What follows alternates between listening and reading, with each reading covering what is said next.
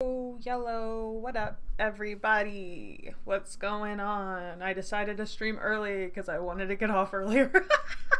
I just sometimes it goes like a bit late into the night, and I just want to like unwind a little bit sooner. You know what I mean? Uh, Orange, what's up? What does that mean? Was Stardew Valleying a bit because new update. Ooh, how was that? Sounds like fun. See, I've tried to get into Stardew Valley like 6,000 times, and I just now that I don't see the appeal, I think it's just I'm not the target audience. I think that's all it is. I don't know what the target audience is, but apparently it ain't me.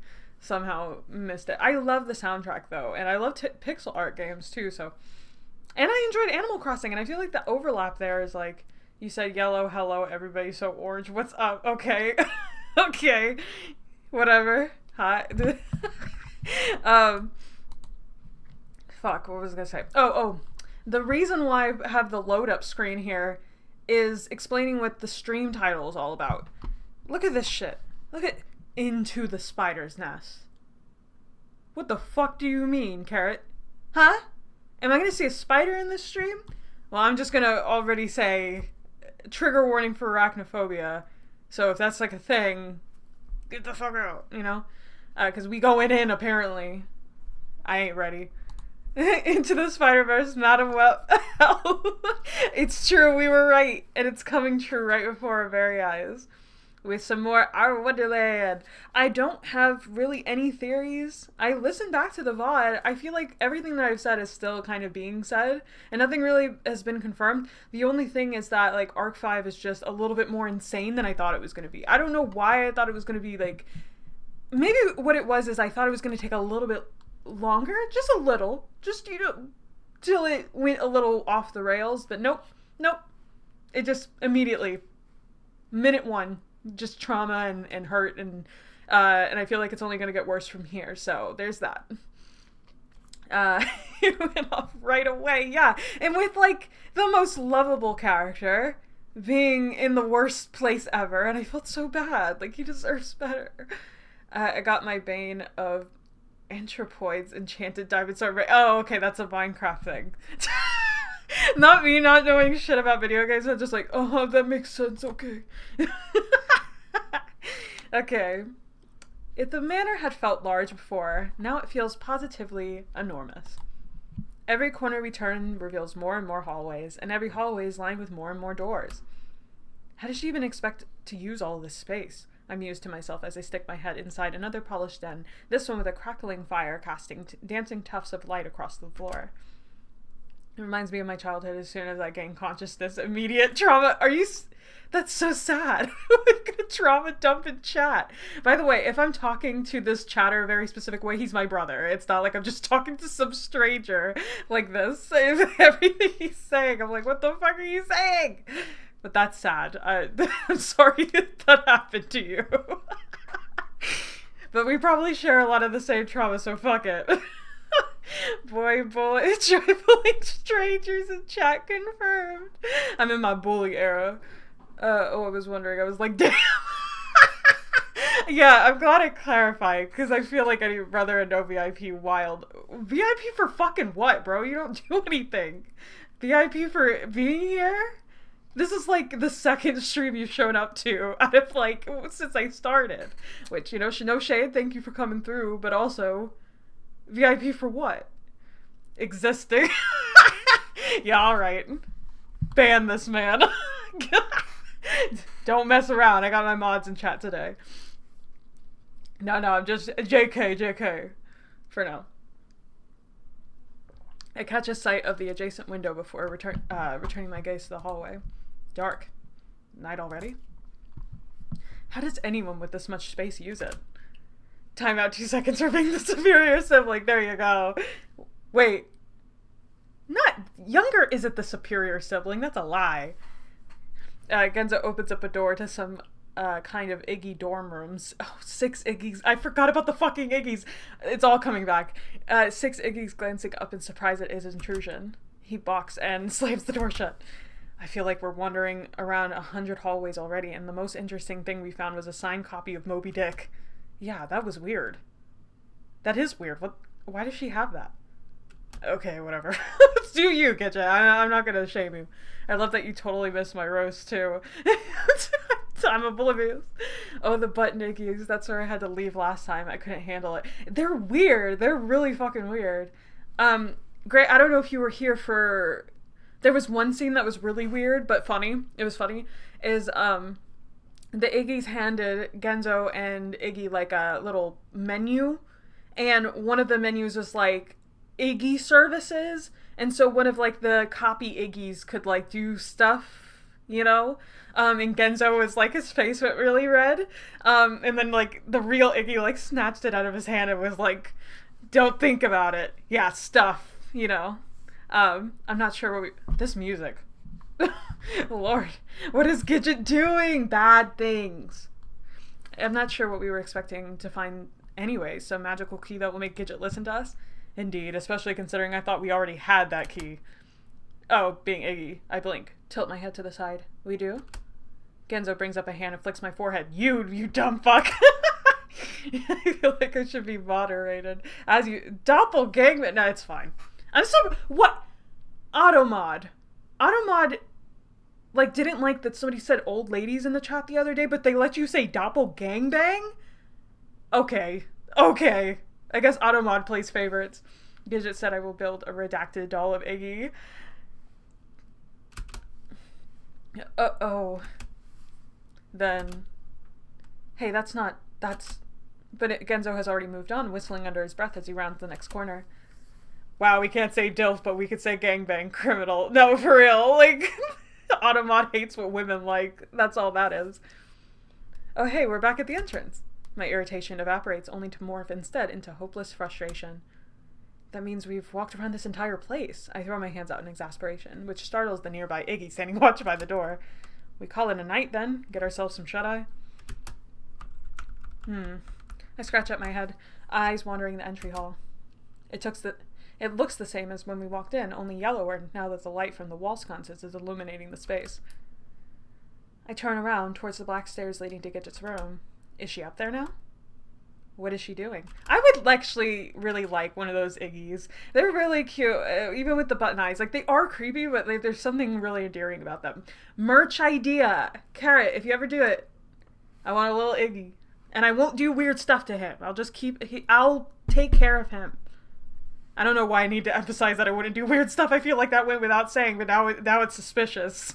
Like, I'm sorry. I just mean I want to, like, put him on, like, a little shrine and make him happy, you know? Give him all his favorite treats. Wait, is this going in the Coraline direction? It's feeling like it. I'm glad that I watched Coraline before this. Give him a little cuddle, because I was pissed scared of Coraline. If I had watched Coraline, I watched it last Halloween for the first time.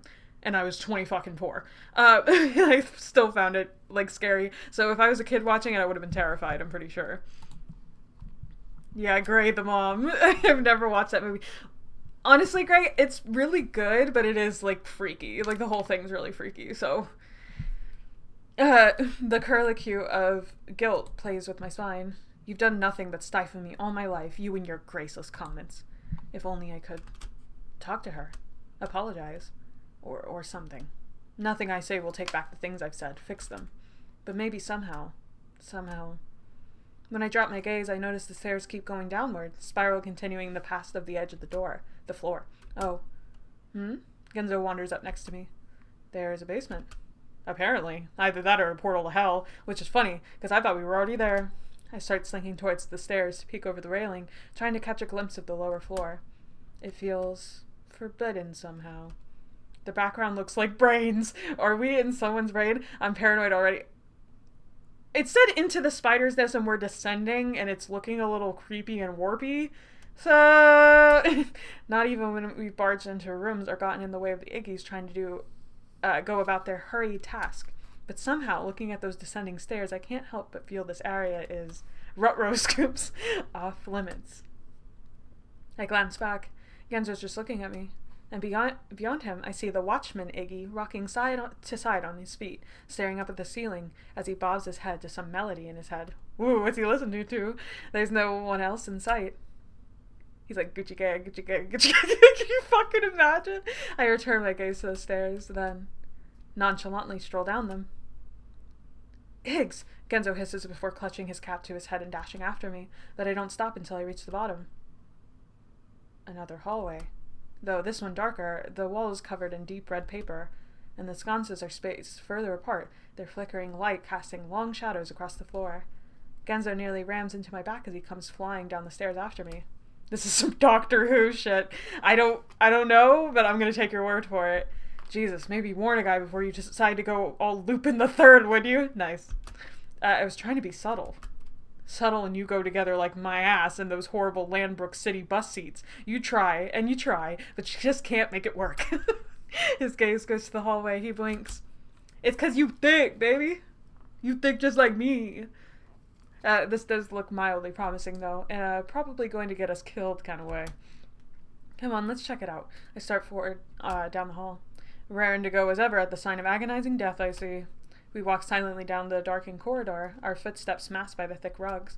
It's eerie the way our shadows jump from sconce to sconce, like out of the sink, shadow puppets projecting on the walls. Wait a second! We played the D&D side game, and also the music stopped. But we played it, and they went down this, like, long corridor in which one of them fucking disappeared. Is that gonna happen this time? Is it? Is it? It doesn't take long to reach the end. I'm on to something. I fucking know it. And upon reaching it, the hallway turns left sharply, revealing a small entry with a single red door and a single Iggy standing guard in front of it. Okay, maybe I'm wrong. Okay, that just screams suspicious. When in the world would Gidget have locked away down here, though? You're asking me? I mean, my first thought was sex dungeon. No, not that little face. It's cute, though. What are you saying? But my first thought is always sex dungeon when it comes to these things. Well, get your head out of the gutter. So I'm not sure that's saying much. He's so silly. How do we get in, though? I think we could take him. We're not attacking the Iggy doll. Not only would that feel just wrong, but for all we know, they could have some kind of, I don't know, built-in alert function. Fine. You got another brilliant plan? They're so goofy. I pull back, finger to my chin. I'll distract them, then you slip aside. I have to go?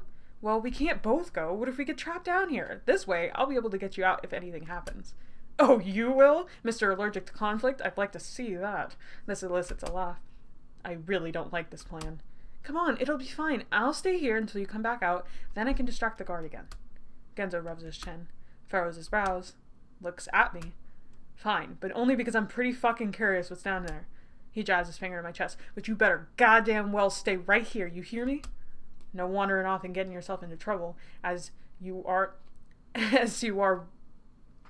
wont to do. I'm sorry. I raise my hand in defeated acceptance. I will. Iggy Maxwell, I swear to God, if you... He curses beneath his breath, but ultimately shakes his head.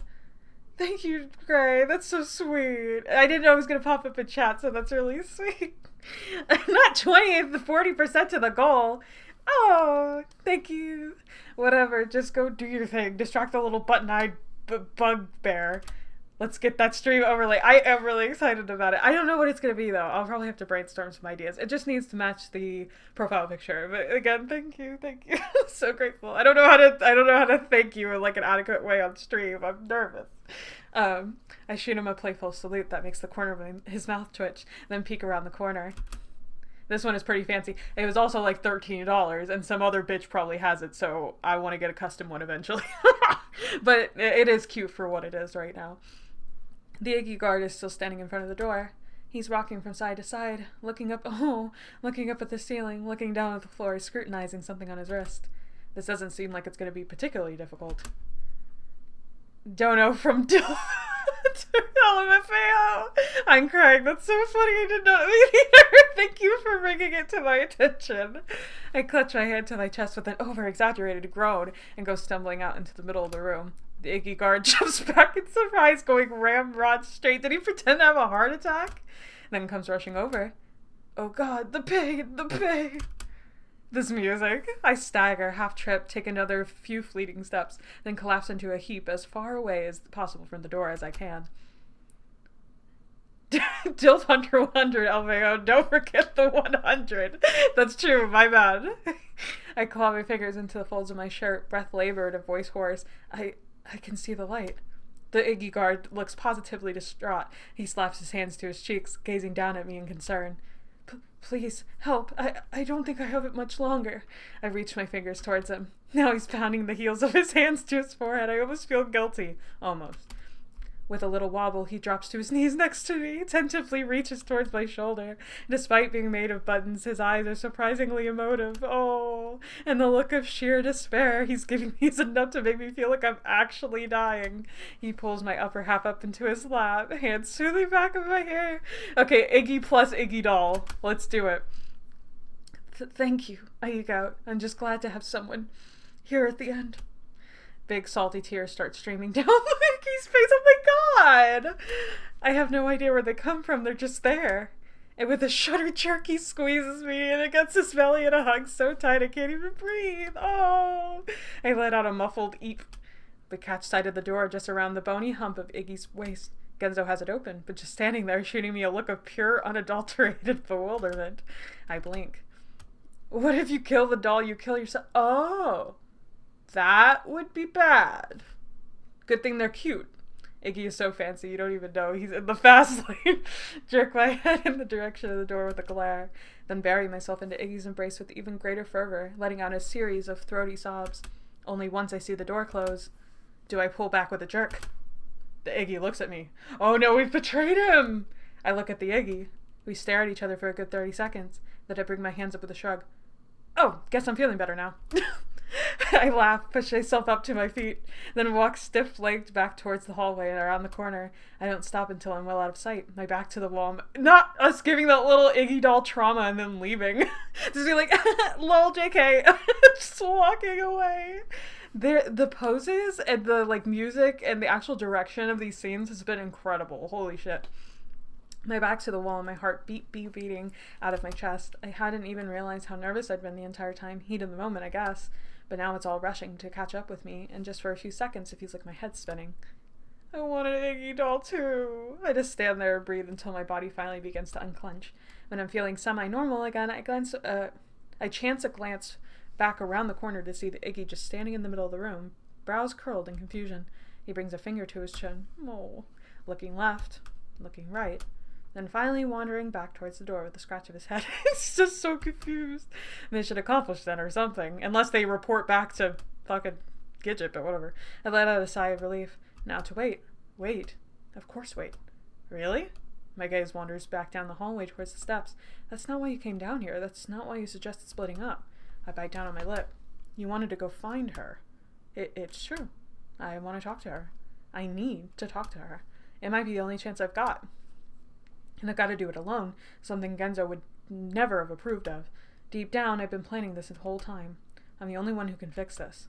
I run a shaky hand through my hair, forehead sweaty. Damn, I lasted a grand total of about 30 seconds, didn't I? Never split up. No, for real. No, I do agree that he does need to talk to Gidget, but I don't know. Gidget doesn't feel very receptive at all to me this time, so... Oh, wait. Not me skipping past it. I throw a silent apology in Genzo's direction, then take off to... And not as abandoning Genzo down here. Iggy!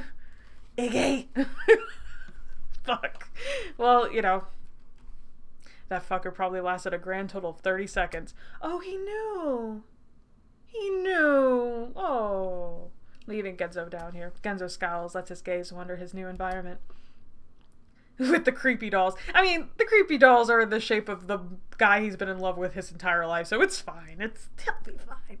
It's dim on the other side of the door, and he nearly stumbles down the stairs in front of him.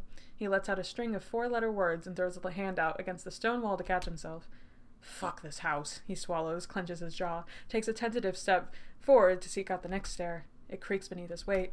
Fuck this playground of death. Another step. It's weird that we're seeing something from somebody else's perspective. We see everything in Iggy's perspective, so this is really weird. Fuck those fucking murder rabbits. Another. Fuck Miss Muffet and her fucking tea party. Another. And fuck Iggy for not ever fucking doing what I fucking tell him to do. He makes it to the bottom with a huff, then just stands there, sighs. That makes it more creepy to imagine a doll of your significant... No, for real. Actually. Readjusts his hat. Then finally. No, don't fuck... Don't fuck Iggy. He wouldn't like that. He he rubs at his face and turns towards his environs instead. I love how considerate he is, even when he's so frustrated and done with this whole situation. It's dark and it's dank and it's dirty. A hallway lined with a large cold stone. A heavy wetness permeating the air.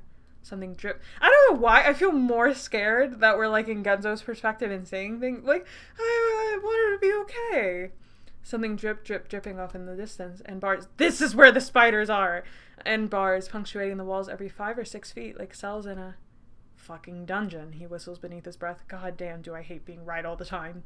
The only light drifts in from a small rectangular window high up in the walls and the cells, the moon bright and golden amongst the sea of stars outside. Charming, you really do a lot with this place. He begins walking forward, dodging a few low-hanging spider webs that catch on his cheeks. Artwork is pog. Yeah, give up, like... Carrot goes hard. Their games are incredible, and their work is incredible. Then taps a finger against one of the bars on his left, almost as though testing its durability. Gidget. Just what do you got down here, huh? He peeks through into the empty cell beyond, gaze jumping between the puddles of stagnant water collected in the grout. What could be so egregious you need to lock it down like a plague-infected son of a gun? He resumes his forward amble, hands shoved in his pockets, past cell after cell, each one as empty as the next, as dismal as the next. A sudden bone-chilling breeze curls around his legs and up under his coat, bringing him to a stop. He looks right, left, his face white. Really hope I'm not about to be brutally butchered in here in the next 30 seconds. Then continues, me too, brother. After about 15 more hesitant steps, he nears the end of the corridor, a single final cell as its head, somehow darker and murkier than the rest. He moves forward, nervous yet curious. This one is occupied. Who? Cecil? A shadowy figure sits against the inside wall, barely visible amongst the surrounding gloom. Genzo curls his hands around the bar, peers inside, blinking, then sucks in his breath. Fuck me with a Jane Austen novel. Tattoo that on my fucking forehead. What? That was Cecil. I'm calling it. Why is Cecil down there? What did Cecil do? No! Gidget. I throw open... Which Jane Austen novel, though? Like, Pride and Prejudice? Fucking Sense and Sensibility? I throw open the door to Gidget's bedroom with a wince-worthy slam. Gidget, I need to talk to you. Only my voice trails off as I survey the perimeter. The room is dark, though not for sleep, apparently, as Gidget isn't in her bed. Nor is she at the table. Nah, but for real, I'm in love with the artwork. You should be. It's really good. And what's even better is Carrot is a solo developer, so the writing, the artwork, all this is them. Like, they made this all themselves, and and I love their work. Completely. Spider time. Look on the ceiling. You scared me, Gray. I actually did look. Never noticed she anywhere in the entire room. I pressed my lips together. Interesting. Where else would she be at this hour? There's no sign of any Iggies either. The room is empty still, to the point of omniosity, especially compared to the flurry of activity occupying the rest of the manor. I take a step forward, only for the sudden click of the door closing behind me to send my heart hurtling towards my voice box. I'm swallowed by the darkness, all of that eerie still, and it takes me a solid 60 seconds for my heart to calm, and my arm hairs to fold back over my skin. Damn door. I start towards it, then decide against it. No need to potentially draw attention to myself. Instead, I grope for a light switch on the wall. Where? There.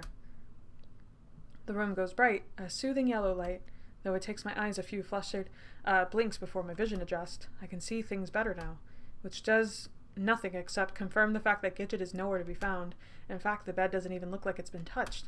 The duvet is perfectly pressed, the pillows arranged just so, and across from it, the table has been laid out for what feels like an evening tea, though the tea itself has already been consumed. I'm hiding down in the About Me section. Feel free. There's no shame in that. I bring my hands to my hips with a frustrated pout. So much for my great plan. Why does it seem like most of my plans end up failing horribly? Hell, most things I do in general. Flashes of Gidget run through my head, her face, brows furrowed, lip trembling. How many times had I seen her cry? How many times had I made her cry? All because I can't figure out how to say the right thing. Why does it always feel like there's some kind of secret code to social interaction? I sigh, take a moment to wander the room, gaze mindlessly, scanning the furniture, the walls. There's more photos of her. All the photos are of her. It's just a tad unnerving. As I approach the nearby bookshelf, I notice one of the books is uneven, sticking out from the others like a broken piano key. Charlotte's Web. not Charlotte's Web. Also, why are there so many books? Does Gidget read? I guess we don't know fuck all about Gidget, I guess. Because, like, Gidget's hiding their real personal self, and Iggy doesn't think about Gidget very much, so it's just like, what the fuck do we know? Like, there are books everywhere. There's Jane Austen and Moby Dick, and, like, what's up with all the books? Now there's a book I haven't thought about in a long time. Curiosity gets the better of me. I reach out, pull the book from its spot, only for the entire shelf to recoil from my touch with an earthly rumble. It shimmies, shakes the books and bobbles on its shelves, rocking back and forth, before shifting back into the wall and sliding to the right. This really is rut-row-raggy. We're in a fucking Scooby-Doo, leaving behind a dark hole in its wake. I stare at it in bewilderment, hands poised with the book still clenched between my fingers. Why does this always seem to happen to me? I poke my head inside. There's a moldy smell in the air, and from what I can see, the light from the room, the walls appear thick, slick, and lumpy. I make a face, but I don't seem to have much choice, at least not if I actually want to figure out what's going on here. So with a sigh of resignation, I place the book on the bedside table and start my trek down the newly opened shaft like Zoinks Chinkies. It's a strange tunnel, round almost, as though created by some large creature burrowing through the wall. Gidget, what are we hiding? And the wall, I mean, we know, but and the walls themselves are rough like eroded concrete, sticky with a kind of gelatinous substance that grows thicker than the further I walk. No, I don't like it. I am reminded vaguely of the sewers we used to explore as kids. This it shit. Gidget in the lead with her little flashlight, brown circle of light flickering to and fro in the darkness. What is that thing hanging down? I don't know. As I'm behind her, the four of us would peer anxiously through the gloom, the mixture of terror and excitement in our hushed voices as we pondered what we might find. What is that thing hanging down? Hell! The Gidget that had always taken my hand led me through all the murky puddles, cleared the cobwebs from my path. Damn! Gidget would kill a spider if it came in. Like, Iggy would be scared of it, but she'd kill it for us. What a queen. There's no Gidget to guide me this time. That you think. And more than that, once I feel my spine tingle in disgust at the feeling of something sticky against my fingers or slurping beneath my shoes. I'll find you, Gidget. I'll find the real you. Not this. Whatever this is, you've become. What this world has turned you into. No, what I've turned you into. No, it's the world. You were right the first time. The tunnel is so dim now I can barely see my hand in front of my face. I might have to tap out. We'll see. I will not blame you, Gray. It's important. And when I look back, the small circle of bedroom light looks miles and miles away, like a star against the black sky. I clench my jaw and carry on. It's colder now. A deep, unsettling chill seeping into my pores and through my bones. My hair is heavy with it, my clothes like damp towels weighing me down, and when my hand reaches out next, my fingers catch on thread-like fibers that snag at my skin. I jerk back, scratch and claw at my hand to remove the offending substance. I make jokes to deflect. I have severe arachnophobia. No, Gray, get out! Get out while you still can. Only to walk face first into another, this one stretching across my cheeks and hair. God, fuck, they're all over me. I wipe at them in building panic, but even as I peer ahead, I see the silvery outlines of more. They hang from the ceiling like ghostly curtains, stretched between the walls, forming dew-dipped patterns that glisten amongst the surrounding umbra. My heart is going into overtime now. I wipe at my eyes again and again. Keep it together, Iggy. Keep it together. I give my forehead a few good whaps with the heel of my hand, then clench my fists and carry on. The cobwebs grow thicker, and further I go, impossible to avoid, and I constantly have to bat them away, yank them out of my hair, rip them from my clothes, my skin. I'm so glad I'm not scared of spiders, otherwise I'd be like, okay, guys, gotta check out. Setting tendrils of panic up and down my arms, my shoulders. They tighten my lungs, making it hard to pull in air, even as my breath comes out faster and faster. Just keep going. Just keep going. Just keep swimming. I wrench an especially sticky piece of web out of my eyes, my lashes bristling with tears. 1 step, 2 steps, 3. On the step, I nearly stumble forward. There's a sudden dip in the ground, and my foot goes down hard, sloshing in an inch-deep pool of stagnant water. Ice-cold moisture seeps straight into my shoes. Not the socks! Soaking my socks, splashing up and onto my pants. I can't contain the whine of despondency that buzzes up between my lips. It's enough to steal my attention from the webs, my gaze going to my new surroundings as I gingerly place my other foot into the water. It's wider now, a room of sorts. The same sticky substance is dripping off the walls and ceilings in a baseball-sized globs now, and the cobwebs stretch breathtakingly larger across the increased space. Water and moisture and muck permeate everything in sight. From the standing water currently icing my toes to the liquid dripping down the walls, collecting on the webs dripping from the ceilings. The chilly murk has infiltrated my chest now, goosebumps running up and down my arms, my teeth chattering. See, here I thought Genzo was going in the worst place and we were like, just gonna talk to her in the bedroom. Nope. Nope. I start forward, my feet slosh with each step, shoes slick with slime, more webs. I try to avoid them as best as possible. Some of them are so thick they're practically opaque, layers and layers of sticky tendrils, but there are other shadowy shapes among them. Gooey round orbs hanging from the coiled sinews that pulse with a visceral rhythm. There's something disturbingly fleshy about them, and I back away, bringing my arms against my chest as I feel anxious whirlgigs dance up my spine. What is this? What am I doing here? The feeling of dread grows, working its way to my belly, my chest. Something's not right.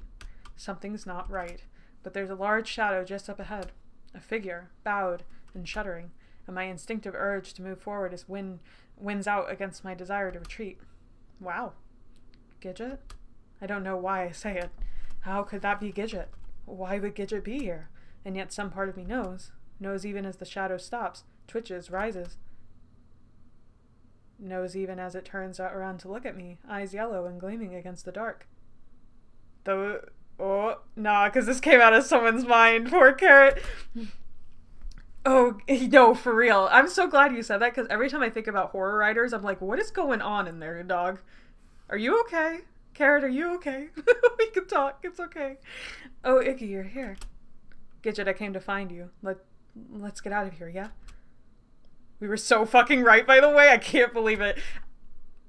All Gidget did every once in a while was do like a weird spidery thing, and then also like her yandere shit really does play into the spider, but god damn, we were on the fucking money. High five.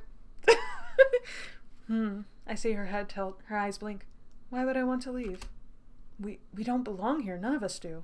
I take a step forward, ignoring the alarm bells going off in my head. Just look at what this place has turned you into. Turned me into? A laugh. I can see the shoulders of her shadowy form tremble. This place has helped me achieve what I never thought possible. It made me perfect. A pause, and I see her eyes narrow into slits.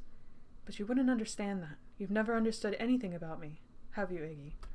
I understand enough to know that it isn't you. Enough to know that you have a life, a real life, outside of this world of make-believe, people who love you, a family. Gidget's gaze goes towards the ceiling, almost as though peering up into the world above our heads. Family, yes. I must create a family. No! I didn't say that. Ooh, what? That's not what I fucking said. But don't worry. I finally accomplished that. No thanks to you. I see her face tighten, her brows curl. Gidget, please. Go on tea. This'll fix everything. No, for real, please.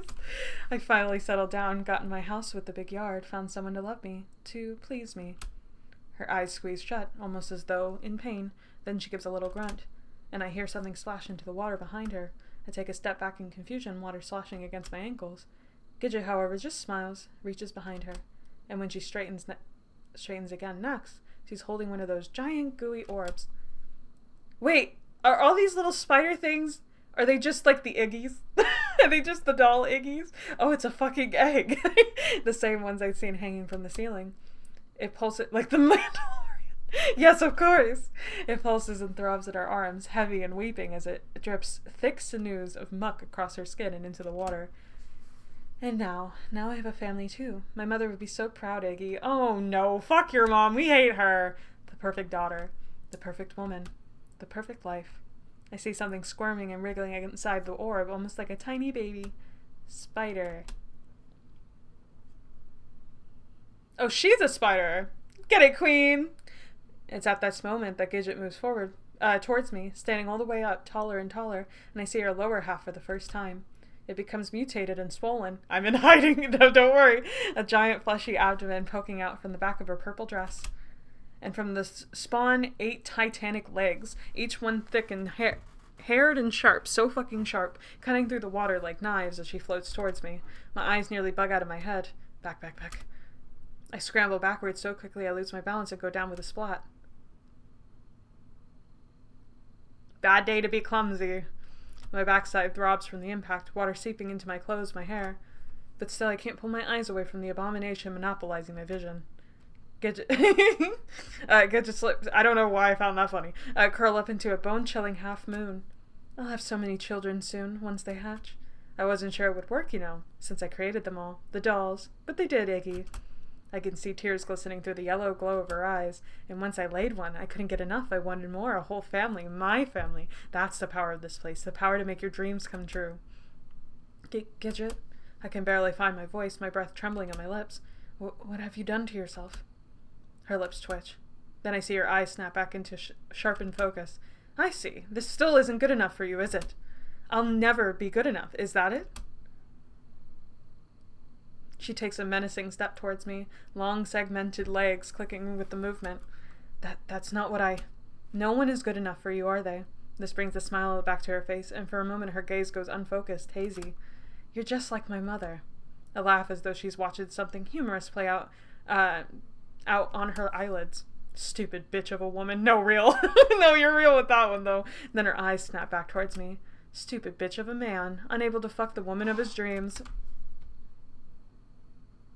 Rude. I attempt to crawl backwards as she towers over me, mucus-like strands of oozing muck dripping off the egg, dripping off her arms. Stop it, Gidget!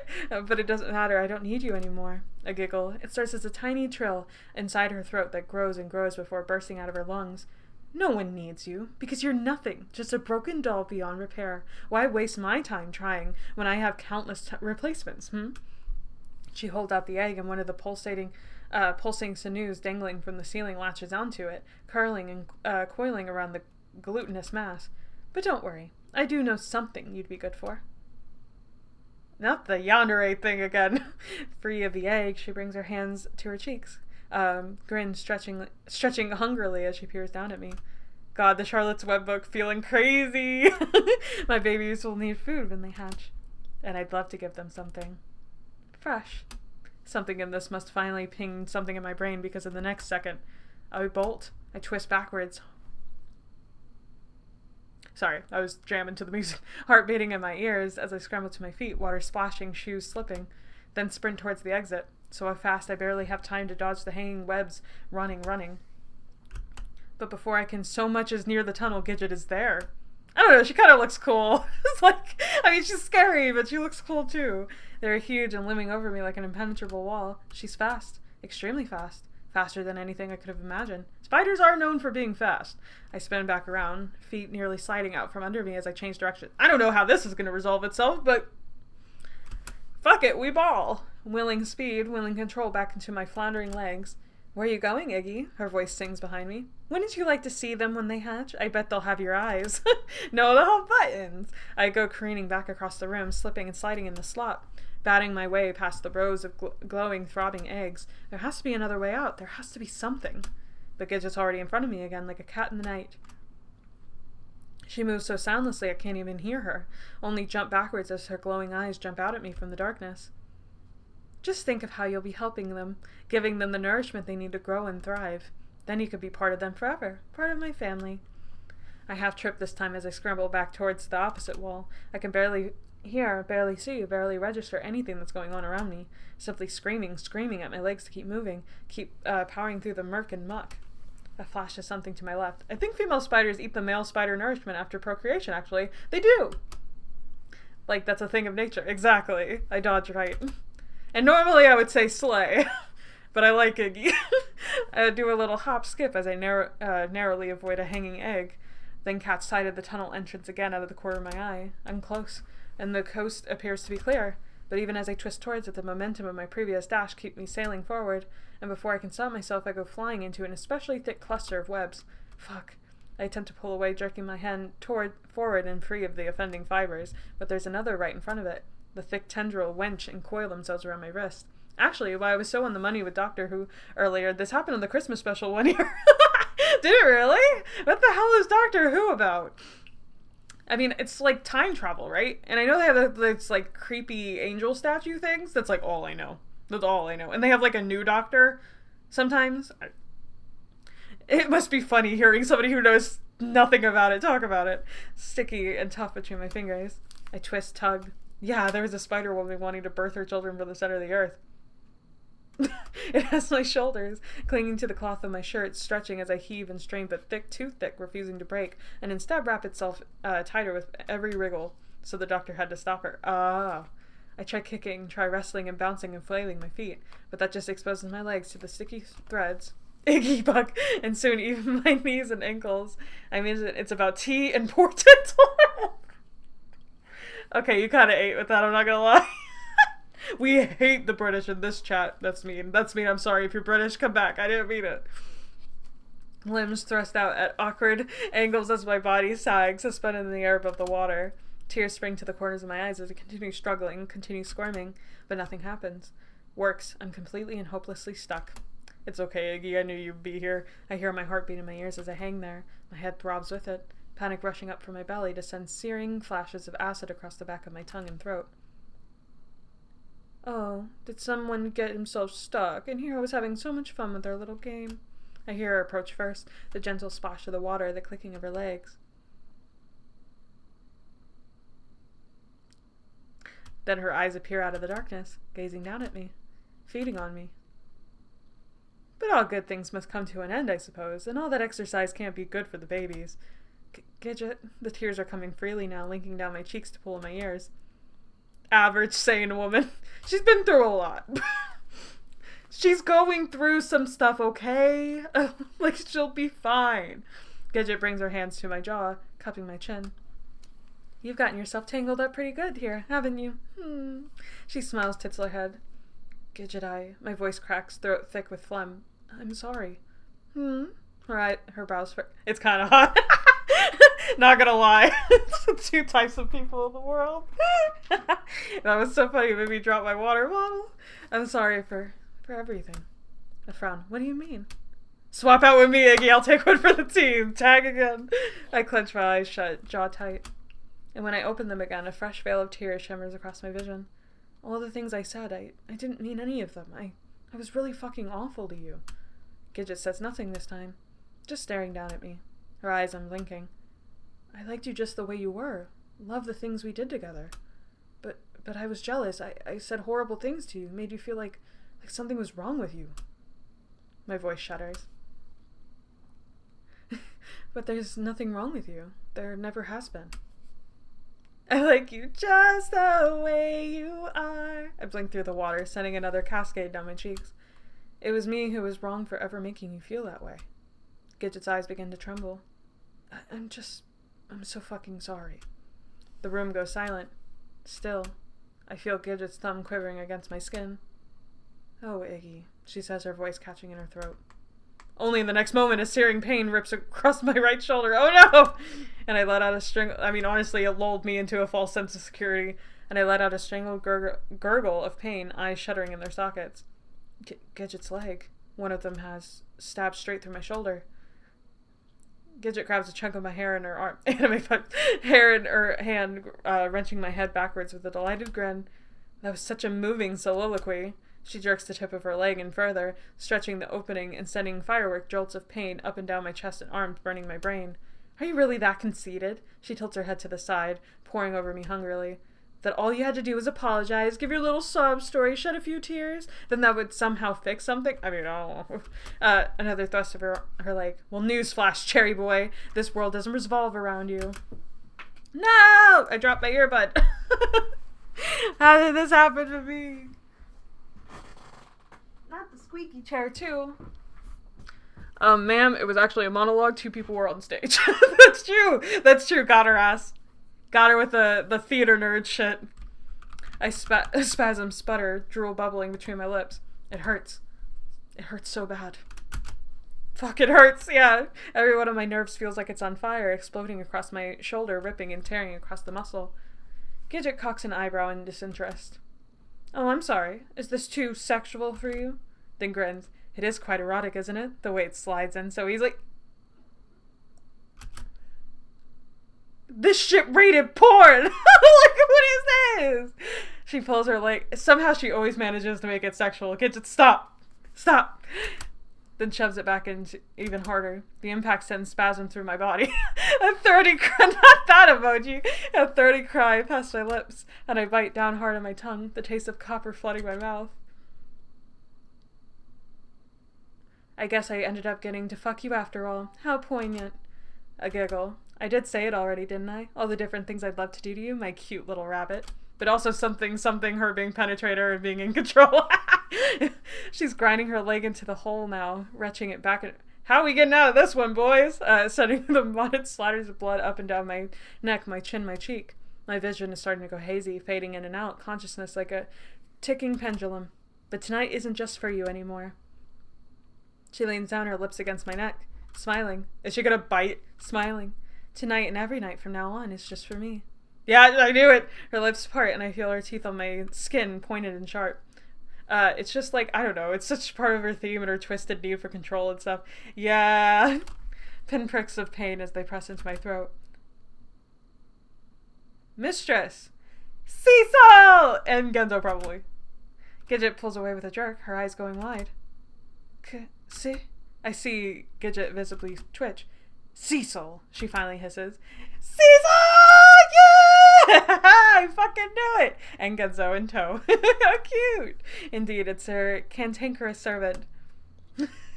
Plot twist, new character. Never mind. Looking a bit worse for the wear for sure, from the unkempt nest of his hair to a dingy state of his attire. Holy shit, is Cecil gonna save us? Cecil! Next to him, Genzo takes a step back in fright, the color draining from his face. What the actual fuck is going on in here? Gidget ignores him, letting out another hiss and yanking her leg out of my shoulder. She retracts her appendages, rears back. Why? Why is it whenever I finally find some peace, you're always there? Always there. Oh, it's like Cecil's supposed to be like her help in this world or something? Like her secret desperate need for help? I don't know. She brings her hands to her head, fingers clenching in her hair.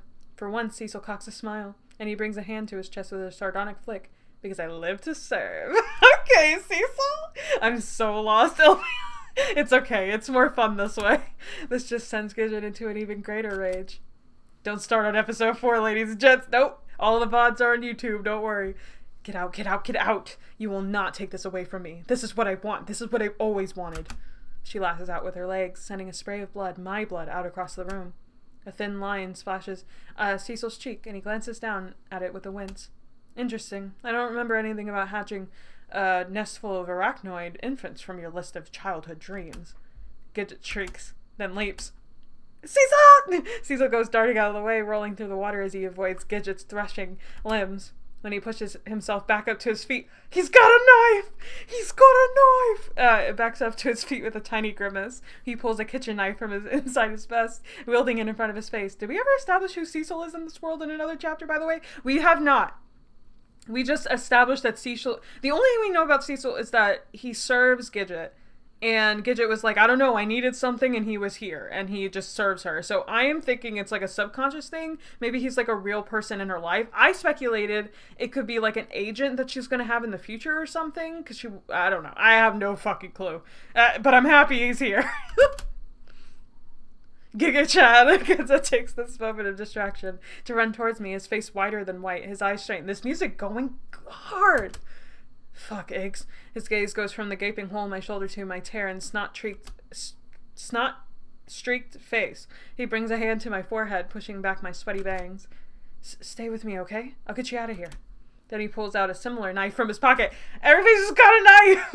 Maybe Cecil is her reflection of Ghent. I don't know. I don't hear music, Sag. You don't? Did you guys not hear music this whole time? Or is it just quiet? Can you hear it now? Not the music not being heard this whole time. That's gonna suck for the VOD if that's true. Let me see. Maybe I muted it. I'm sorry, Karen, if I muted it accidentally. I didn't mean it. I enjoyed it. I have the volume pretty low, so I couldn't tell either way. No, I didn't mute it. Okay. I don't know. If somebody other... I turned it up slightly, so maybe... I don't know. I ain't gonna worry about it now. Fuck it. Back on the other side of the room, Gidget is railing, scuttling first left and right, then left again, as she studies the bedraggled man stand amongst the webs. You were never supposed to come back. I buried you away for good, for good. He shoots a leg out, which Cecil blocks with a well-aimed swing of the knife. That's the thing about the truth, though, isn't it? Hide it away all you want, but it will always find a way to dig its way back to the surface. Hell yeah! Say that again! The truth. Ha! Don't make me laugh. Another swing, another block. The truth is, I'm happier than I've ever been in a long, long time. That everyone accepts me, everyone loves me. Not even my mother would be able to deny my accomplishments, to deny my perfection. Yeah, I think that Cecil is her representation of her gender thoughts. She rushes forward. Her body moves with I think I missed that line, my bad. You had to come and ruin it all. Yeah. Her body moves with a high, invisible... Yikes, trauma. Lots of it. That's basically this entire game, to the opposite wall in less than a second. And Cecil barely manages to escape her legs in time, flinging himself to the left just before the nearest tip would have impaled him. He staggers back to his feet, wipes at a fresh set of scratches on his cheek. Happy? He scowls. That's a lofty word for someone who can't even bear to look at themselves in a mirror. At this, Gidget twists back with a hiss. I see her eyes flash. When was the last time you even left this little home you built for yourself? Hiding away in here? Are you too ashamed people will see who you've become? That's not true. That's not true. Gidget screeches, and I see her start pulling, tugging, yanking at her hair. I love who I am. I love everything about myself. Me lying to myself. Another leap forward. She goes careening across the room, Cecil barely avoiding the flurry of her legs. Our trauma. There you go. That should have been the entire game. He staggers, breath heavy. But resumes his stance all the same. I don't even remember the last time I saw you smile, and not those fake painted grins you give yourself. A real smile from deep inside. I see Cecil's eyes tighten, his mouth twitch. Putting on this little act every day, wearing your perfect doll mask while behind everything you're dying inside. Get it twist around, her very air around her seeming to warp and bend. Shut up. Why do you do it? Shut up. Why do you force yourself to be someone you're not? Shut up. When you know you'd be happier, when you'd be able to love yourself. Gidget whips her head about and wails, shrieks, because I have to! Then charges. This one happened too fast and too sudden and too furious. She flies forward, eyes wild, legs poised, and there's a squelch. A deep, heady one, and for a moment nothing happens. Nobody moves, nobody even blinks. And then a drip. 1, 2. Too fast, too furious. 3, 4, 5, 6. Thick, heavy drops that punctuate the stillness. R.I.P. Cecil! Cecil's suspended in the air, head rolling back, arms limp. 4 of Gidget's legs are through his chest, like some kind of horrific cocktail skewer, holding him aloft. Soft and sagging and shuddering as rivulets of blood trace his legs, drip from his shoes. See? Gidget's voice catches. I see her staring at him, bewildered, the flare of anger gone from her face. Cecil? She gives him a shake. It does nothing but send his limbs quivering, his head bouncing. Cecil? Again. Maybe should have been quiet. Nah. Now her brows are curling inward, her pupils trembling. No. Beads of water pull beneath her eyes, giant salty droplets that grow and grow. Grow until they get so heavy they cascade down her cheeks like waterfalls bubbling up between her lips. No. Me. She pulls him towards her, takes him into her arms, looks at him a moment. Then clutches him to her chest with a wail. It's a wail unlike anything I've ever heard. Biting at my chest, a stuttering crescendo, tremolo that steals the very air from my lungs, the joy from my heart. She wails, wails as though a part of her has died. A part of her has died, as though a piece of her heart has been clawed in two. As though she wails, she begins to change. And I can't even quite describe it. Shrinking, almost. First her legs, shriveling up one at a time before simply falling. Look, if it takes Cecil to die for us to get Ghent, then I guess it was worth it. Sorry. Look, I know that's mean. R.I.P. Cecil, you're probably not even real. Gonna be real. Like desiccated stalks crumbling to the ground. No, I'm right. I can sense it. I'm sorry, Cecil. I didn't mean it. I miss you already. Then her body, distended abdomen deflating like a balloon. Thank you for your sacrifice, Cecil. Wrinkled skin caving in on itself as her upper half sinks towards the ground. Lower and lower, her skirt billowing out around her, ballooning around her, settling atop the water like a cloud, purple and shuddering as it descends into the ground. From the bits of parched skin, her own legs, her real legs, poke through, curled beneath her and sheltered by the torn flaps of her dress. Dude thought he was Leon S. Kennedy. It's Gidget. Our Gidget. The one we thought we'd lost. Sobbing and shit. Okay, so who does Orlom have to kill in order to be normal? Like, who is it? Is it Jerry? Jerry has to die. Jerry! Sobbing and shaking and holding, gripping Cecil to her chest. Are we de-spidering? We are. Desperately tight. So tight I could swear for a moment they become one. His dad. Jerry's Orlov's dad. I would kill him if I got the chance. Are you saying Jerry is Orlov's dad? Genzo and I can only watch. Oh, they look so cute as they watch this happen. Watch as she kneels in the stagnant, murky water and wails. I'm so glad we got to see all this. Cecil's frame hanging limp in her arms. Dang, today's stream started so early. I'm late. Hello. It's okay, chatter. We just watched Cecil die. But it's probably for Gent, so it's all good. Honestly, that was a really cool scene. I really liked it. It was awesome. I like the spiders. Gidget carries Cecil's body back through the tunnel. R.I.P. Cecil! And once, I finished watching somebody play Chrono Trigger, and you have to bring one of the characters, I don't want to say who, you have to bring one of them to, Death's Peak or whatever in order to bring him back to life. We just got to do that with Cecil. It'll be fine. Just Quentin Tarantino, this bitch kill them all. That was a great scene. No real. Okay, are we safe? For now. And once in her room, she lays him atop her bed. He looks tiny, resting amongst the mountain of pillows. Beneath him, the duvet quickly becomes stained with blood. Sorry, a brilliant red stain on the sheets. Gidget, I step away from Genzo, support my legs shaky. But Gidget doesn't look at me, instead staring down at Cecil. I see her arms trembling. Finally, she whips herself away, teeth clenched. She looks at me, looks at Genzo, whirls around, gaze surveying the room. Then she growls. It starts small, so small, at first I don't even realize it's coming from her. Then it builds into a guttural groan that cracks and claws at her lungs and throat. She goes stomping towards the tea table, gives it a single glance, then grabs it by the edge and shoves it over onto its side. Tea fineries on top go crashing to the ground. Without missing a beat, she grabs one of the chairs, raising it over her head, slamming it down onto the wooden mass. Again and again, warbled grunts pushing past her lips. Gidget. I start forward, but Genzo quickly stops me, a hand to my shoulder. Let her have her moment, bud. I mean, okay, so, Wonderland twists, obviously, and twist your mind. So, that sucks. That, if you were in a space where you killed somebody you really cared about and you didn't know, because you had so much pent-up anger and stuff, I feel so bad for her. Also, something about the room being a princess room. Yeah. The pinnacle of girlhood. Yeah, she has female rage. Gidget seems to finish with the chair. She straightens with a start, looks around, and then goes stomping towards the chest of drawers, letting out a barely restrained roar as she yanks it away from the wall.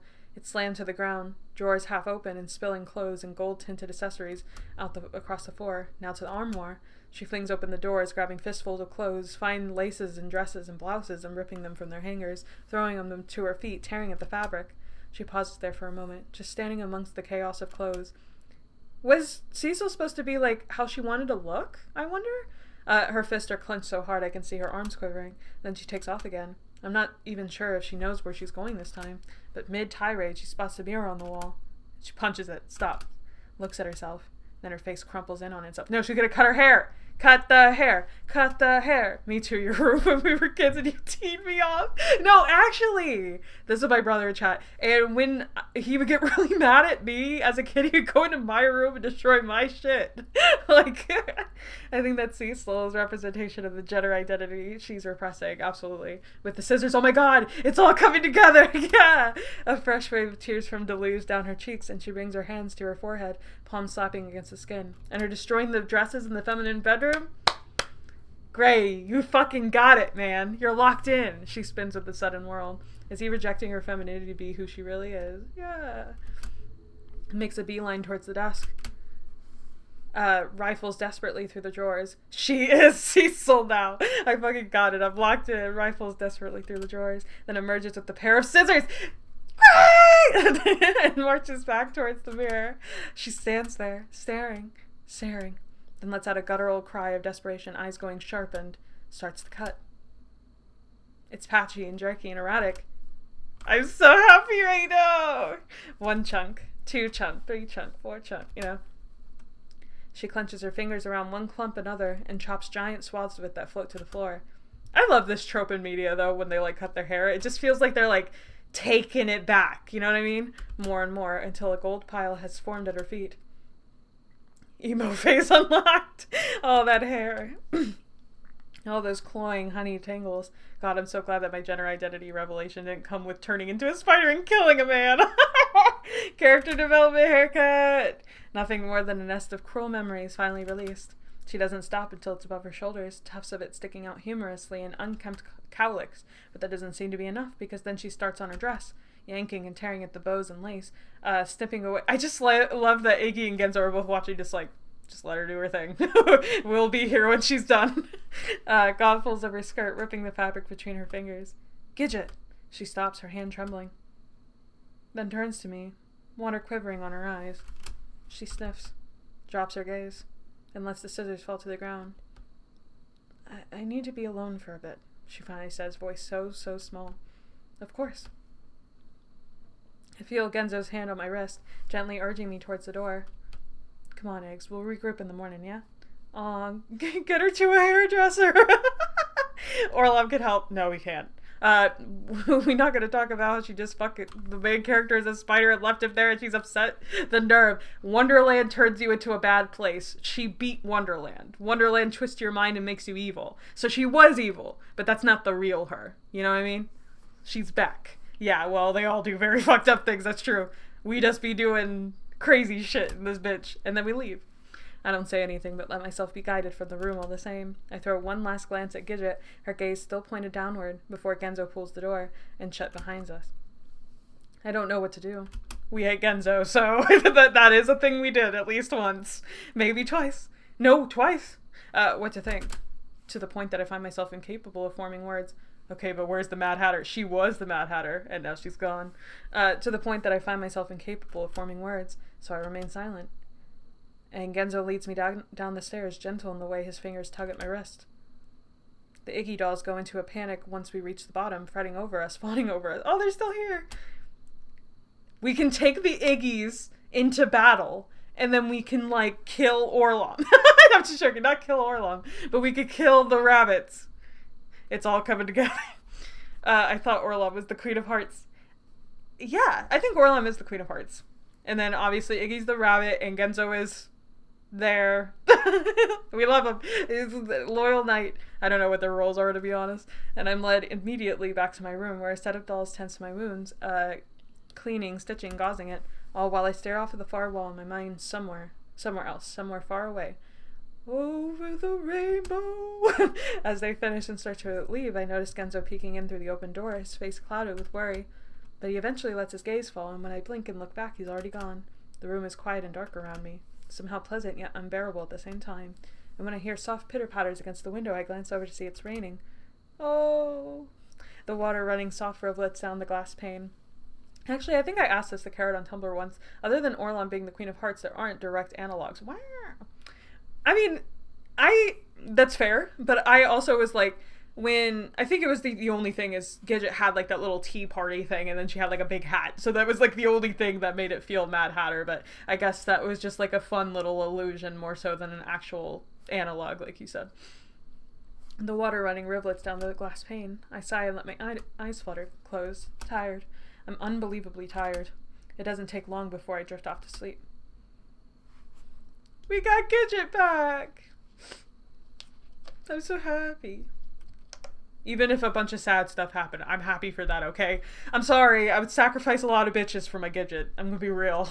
We got Gidget back, that's all that matters. Morning comes swiftly, and with it, a bone-deep ache that racks my entire frame. I wince as I sit up, hand to my shoulder as I gingerly nurse the stiff gauze. Then it's to the bathroom so I can survey the damage. I look awful. Eyes dark, face gray, hair a messy snarl, but there's not much I can do about it. So instead, I simply do my business before wandering out into the hallway. Iggy gonna wake up and Gidget gonna be like, here's my new name and pronouns, by the way, I'm cured now. I doubt it. I feel like it's gonna be a little bit of a slow... Because it's the routes are actually carrying out through Act 5, and Act 5 is in 3 big parts, and we're only in the first part, so we got a lot of work to do, but at least she is closer to her regular form, so that's all that matters. And when I glance to my left, I see the door to Genzo's room already open, the room itself vacant. I chew on the inside of my cheek, just staring at it for a moment, then start down the hall. Genzo's in the entry hall, engaged in animated one side. Not him enjoying being around all the fucking Iggies, just hand sign language. Bro! One side conversation, a group of Iggy. Stand up, Genzo! Then he turns at my rival, eyes widening at first and softening in relief. Iggs! He's to my side immediately, hand to my good shoulder, and eyes pouring over the state of my face, my injury, my slouch stance. Because the Iggies are so cute, I probably do the same thing. Genzo deserves his own little Iggy. Maybe the real one. You okay? I part my lips, feel the buzz of the words on the back of my throat. Those guys fixed you up pretty good, yeah? Thank God, you know? Because fuck, if you didn't look about ready to give up the ghost last night, I didn't sleep a fucking wink. All I could think about was you getting some terrifying bone-eating infection and dying in the middle of the night. Oh, wouldn't that be a shitter, am I right or am I right? It would be a shitter, my friend. Been catching up with your little four-eyed bugaboos over here, though. Might not be much for a conversation, but damn are those little fuckers lively. Did I mention I haven't slept a wink? He's going insane. Genzo, you need anything? Breakfast, coffee, morphine injection? My strong manly arms to hold and protect you and make all the bad thoughts go away? I'll take the last one, please. Genzo. Genzo winces. Looks away. I see a touch of pink on his cheeks. Genzo is a sailor. With that mouth, yeah. Sorry, I was just pretty worried, I guess. I'm fine, really. Pretty sore, but I'll live. My man has had a coffee. I throw a glance towards the gaggle of Iggies Genzo has been gabbing with earlier to catch them looking at us. They jerk and turn away a start. Any sign of Gidget? Genzo just shakes his head. He brings a hand up to scratch beneath his cap. Not that I've seen.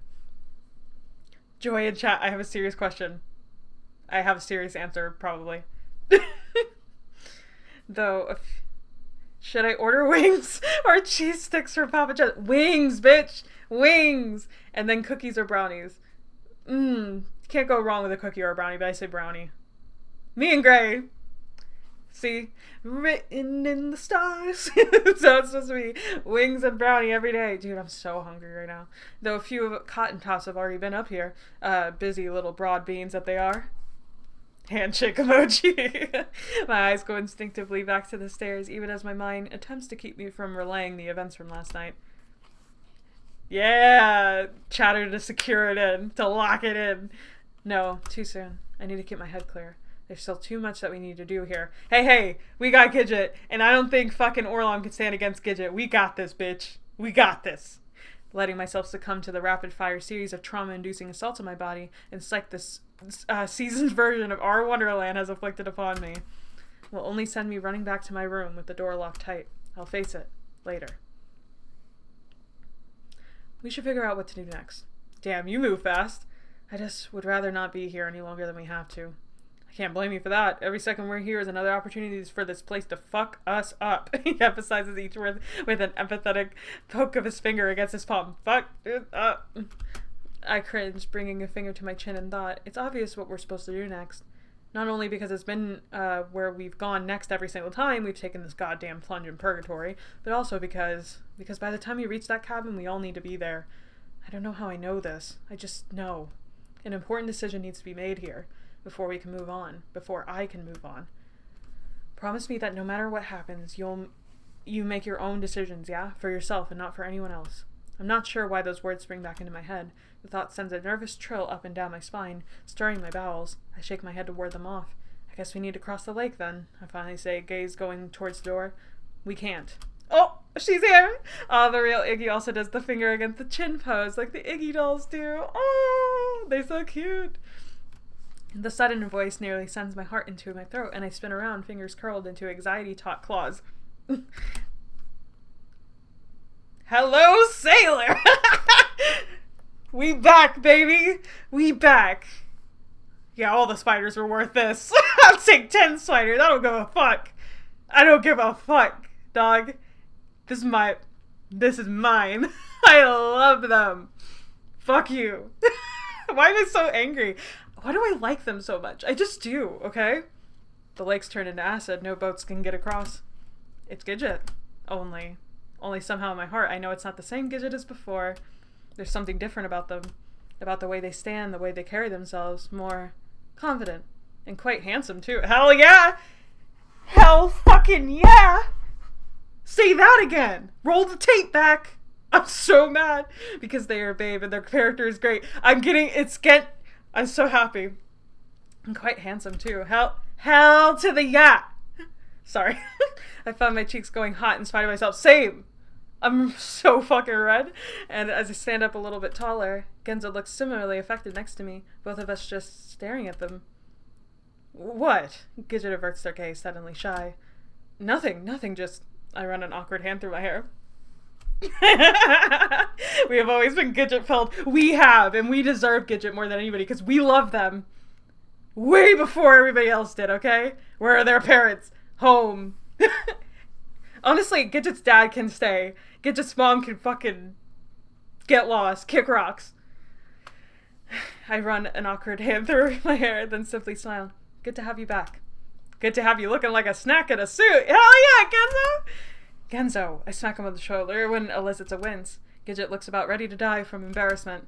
They cough into their hands, straighten their shoulders, then finally continue, only the slightest crackle in their voice. Anyway, we'll need to go around. It's a bit of a walk, though. I would die for Gidget, yeah. I would, and I have. Several times. Damn, just what I needed. More nature's treks to certain death. What about the rabbits? I have a feeling we'll run into even more of them. I was using my Genzo voice. What about the rabbits? I have a feeling we'll run into even more of them the closer we get to the castle. Don't worry, we can take them. I cannot be normal about this. I can't even, like, pretend to just be like, well, this is cool. I'm losing my mind. I love them. Dude, so worth everything. Sorry, Cecil. I'm sorry. I don't care. I'm sorry. You died for art. You died for this, and it was worth it. Like, them. Gidget gestures towards the gaggle of Iggy's behind them, who respond with flustered salutes. Cecil is Gidget now, for real, though. One of them promptly trips over his own feet and stumbles to the floor. I glance. That doesn't bode much confidence. I hope they come programmed with a rate attack. Iggy was always pretty good at that one. I'll have my chefs start putting together some rations for us. It could take a few days, and we'll want to conserve our strength. Gidget has always been the fucking best! Always. Honestly, I was under the impression that Cecil was the male part of Gidget, so if anything... That's what we said! We said that earlier, and it was just speculation, so I'm glad that there is some confirmation there. Gidget is so androgynous. I like if a man and a woman had a baby. Exactly. Love it. That's the best kind of person. Gidget's gaze turns towards the far window, almost as though playing out our route and the castle beyond in their mind. I haven't seen Orlam since we got here, but a pause. Wasn't in the best way. I see them bite down on their lip with a wince. Are we gonna get confirmation about that? What is that? And it's just Orlam hitting on Gidget. Yeah. Which I get, but also stop being weird. And that's coming from you. At any rate, who knows what we'll find when we get there. A chill runs up my spine, one that sparkles at the base of my neck like anxious firecrackers. Also, music's just going off again. If there's no music on this VOD, I'm gonna look stupid every time I dance. I press my lips together. I can feel it in my chest, that tangled mesh of fear and dread. Visceral enough to send snips and snaps up my arms and legs, to squeeze my lungs like a vice. But I blink it away. We won't stop though, right? I hear myself say. Genzo flicks his gaze towards me with an inquisitive hum, and I continue. We won't leave until we find everyone, until we fix this. I shoot a glance at Genzo, then at Gidget, my eyes tight. No matter what happens, all of us, all 5 of us are going home. Together. The 3 of us grow silent. Just standing there, staring at each other. Then Gidget grunts, puts their hand out. Together, they say simply. Together! We're gonna experience the horrors, but we're gonna get out of this fucking bitch. Even if we have to go to therapy for the rest of our lives. We're getting out. Gidget rolled up with such intense envy swag that Iggy immediately internally switched verbs without being told king shit. Exactly! Magnus Chase shit. 6 of us. What about the baby? We're all in this together. Yeah, what about the baby? Braveheart vibes.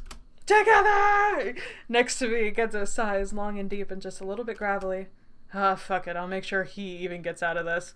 Oh, he slaps his own hand down on top of Gidget's, and then they both glance towards me, eyes expectant, and I feel something inside of me, a breath of relief washing through me. Guys, it's so sweet. I bring my hand down on top of Genzo's, and for a second, it's like we're in grade school again, the 3 of us about to embark on a daring missions unknown. Look, this team is the fucking dream team, alright? We're gonna get out of this bitch. The second we get Bucks on board, it's over. Like, there's nothing that can stop us. The true One Piece. A crack, a smile, a tense smile, a tremulous smile, but a smile all the same.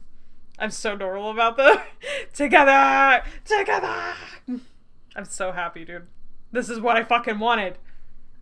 This is what I'm talking about! Oh, gosh. Water spilled. That's how hyped I am! Fuck the water. We leave the next day. It's all worth it, exactly. We must make quite the sight, the lot of us tromping out of the manor, gaggle of Iggies in tow and carrying their little satchels of food and supplies and tools. The Iggies that stay behind wave after us from the doors and windows. I can't help but feel like one of those RPG heroes leaving their hometown for the first time, off to start a new grand adventure. How adorable! Or a war that we're gonna win. This thought makes the spit get stuck in my throat. But I stave off the mental...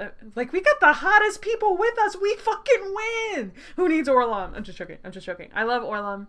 I love you, Orlam. We'll save you too, I promise. But it's funny because Orlam and Bucks are kind of like my least favorite out of the group. So, like, if we left them behind, I wouldn't even be that... I'm joking. I like them. I do. I'm kind of on cloud 9 at the moment, if you can't tell. Duh, taking the Iggies with them. Yeah! Like the side story. You're thriving. I am. I'm living. GG, game over. Gidget, Genzo. GG, bye-bye. It's written. The little Iggies are so cute, but also so creepy to me at the same time. Same. They are very unsettling, but also I want 10. You're not joking. I am a little. No, I like Orlam. And he deserves to come out of here. Bucks.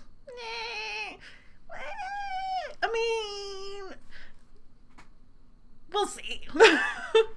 I think of the buttons instead of red. I think that the buttons are a different color. That Bucks needs some work. But I stave off the mental images of knives and cauldrons and cattle prods and turn my gaze towards Genzo and Gidget instead, both of them offering up a smile. Yeah. I actually went tongue-tied there. Both of them offering up a smile. Right. We've got this. Hell yeah! We've definitely got this. Me and Iggy. And then we're off. Past the houses and the hedges of the cobblestone streets. Past the pier and its lingering haze of memories on repeat. Bucks needs therapy and also a restraining order. And also no kids. But if we fixed Miss Webb over here, we could fix Bucks. Yeah, we can. Incoming tragic Bucks backstory. Back into the woods. Into the sea of pinks and purples and... There hasn't been a lot of backstories yet, but I think maybe it's holding off on it right now. We tried to stay close to the lake at first. The tighter the circle we traced, the shorter the journey after all, but the ground quickly becomes hard to maneuver, all uneven crags and rocks littered amongst silt and stand, so we forge a wider circumference, where only the occasional tangle of brush can slow us down. The going itself is uneventful. Despite my misgivings, the path is clear, nothing and no one in the surrounding wood. I think Bucks will be like the final hurdle to leave, so it's being safe. And also, probably the hardest to beat, like, physically. Just saying. And not in particularly eerie way either, the sort where you know someone is watching you. No, this feels familiar somehow. And it's only when my foot catches on the upturned root and I go tumbling forward, both Genzo and Gidget at my side in second to pull me back to my feet, then I realize... I just feel so bad for Hunar, to be honest. Yeah, no matter what happens, life has changed forever, and he's not even here. I know! Hunar's just like an unfortunate, like... What's the word? Like, they got caught in it. Like, a bystander. Right? Like, poor Hunar. And Hunar's so fucking cute. It feels just like the forest back home. The one we used to explore. Victim. A bit of scary for sure, but exciting at the same time. An adventure with friends. I'm fine. I mumble in embarrassment assurance as I push myself back to my feet. What do you mean, leave like Wonderland? Because if so, Angel Beats cough. Let's not think about it, okay? Only good things are gonna happen. Some bad things will happen first, for sure, and lots of them. But good all the same. My cheeks burn at the attention. This part, though. Had this part always been the same? Probably not. Maybe it had. Maybe I just never realized it. Bike rides with Genzo, zooming along dusty, dirty roads before flinging ourselves down on the grass. Oh, I used to do that shit! Exhausted and laughing and watching the clouds overhead. Catching him looking at me, laughter as I'd obviously asked what was wrong. Was there something on my face? Afternoons in the computer lab with Gidget, shoulders touching it. We'd troubleshoot an especially tricky line in our projects. My stupid jokes that it still made them laugh every time. Their playful shoves that they'd made fun of my sloppy code. Yeah, maybe I just never realized it. Man, to be an oblivious man. But now we have Gidget back, so nothing can hurt us anymore. Correct! Except maybe Orla. I bring a hand up to my face, hoping it will hide the red on my cheeks as we start our hike anew. We walk for several hours at this time, mostly in silence, save the occasional direction from Gidget, the intermittent flurry of activity from the Iggies, usually when one of them has fallen or tripped or got himself snagged on an overhead branch. They've been in love with you the whole time, and you've been blind to it. And then it's break to rest our legs, drinks from our flask of water, nibbles on snacks, before pushing onward, always onward, walking until the sun hits its peak, then begins to descend. Yes, following the same trail it always does. Whether on sea or land, we follow it towards those distant spires and the retribution that awaits us within. Night eventually falls, and with it the temperature. We find a clearing, and Iggy's get straight to work building a fire. Damn, these Iggy's are useful as fuck. Then it's dinner, small boxes of neatly laid food. The Iggy's are more useful than one Iggy. I'm sorry, Iggy, I'm sorry. It's kind of true, though. A pot of chili cooked over the flame. And chili! Bitter chocolate that turns to sweetness against my teeth and lingers on my tongue as I stare up at the stars. Oh, dude, this is my new desktop background. Are you kidding? Look how fucking cute this is. It's quiet, save the crackling flame. Genzo snores on my right. Gidget's hummed breath on my left. But still, it takes me hours to fall asleep. The pain in my shoulder has settled into a dull ache that weighs down on my bones. It throbs like a heartbeat. In and out, in and out.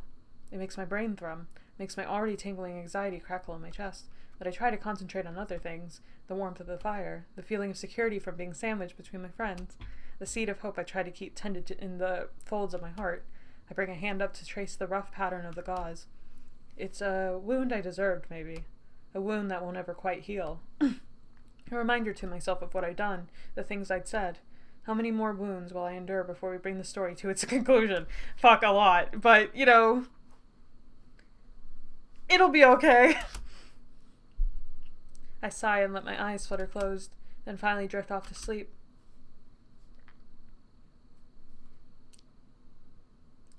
When the Iggies wake us up, I feel like I've barely slept a wink. We should reach the castle a bit before nightfall if we keep up this pace. Gidget muses as they sip from the tin cup of coffee one of the Iggies prepared. There's a rough gnarl in their throat that betrays their fatigue. Perfect. That place is fucking nightmare during the day. I'm sure it'll be much better at night. I do nothing but grunt in response. I don't have the energy for words just yet. The coffee tastes good, though. Just how I like it. And my spirits have slightly lifted by the time we break camp. Then it's back to our journey. Once more making ways through the trees, around tangles of brush and moss-covered stumps. The terrain is rougher now. More winding hills, more dips in the land, more streams cutting across our path. I found myself tiring more quickly. The pangs are back. Sharp jolts of pain that zip out across my chest with an uneven step. Each sloping incline, but I press onward all the same, not wanting to be the one to slow us down. I mean, Genzo's legs are fucked as well. I let's not forget that. I must be not very good at hiding it, though, because the next time we stop for a break, Genzo sits purposely next to me. You, doing okay there, Eggs? His voice is hushed to keep from embarrassing me. I shake my head, take an extra long sip from my flask. I'm fine. Besides, it's not much farther. Genzo grunts, turning his head in the direction of the castle. That's what I'm afraid of. When it's time to get up, my body groans at me. My chest is on fire and my feet feel like they've tied into two giant anvils, but I push through it, jogging to catch up with Genzo and Gidget at the front of the line. Don't push yourself, yeah? I see Gidget's eyes cloud with worry as they look at me. Too late for that, Genzo says with a laugh. Guy's been pushing himself since the moment we stepped out of the door. Hey! Except it comes out as a cough that racks my lungs and sends copper-coated phlegm up the back of my throat.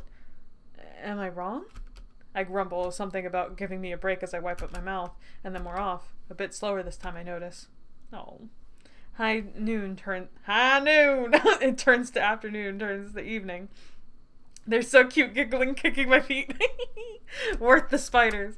A marbled sea of pink and purple and yellow overtakes the sky, but our surroundings haven't changed much. Still the same expanse of trees, only darker now, the sunlight fading for a second time.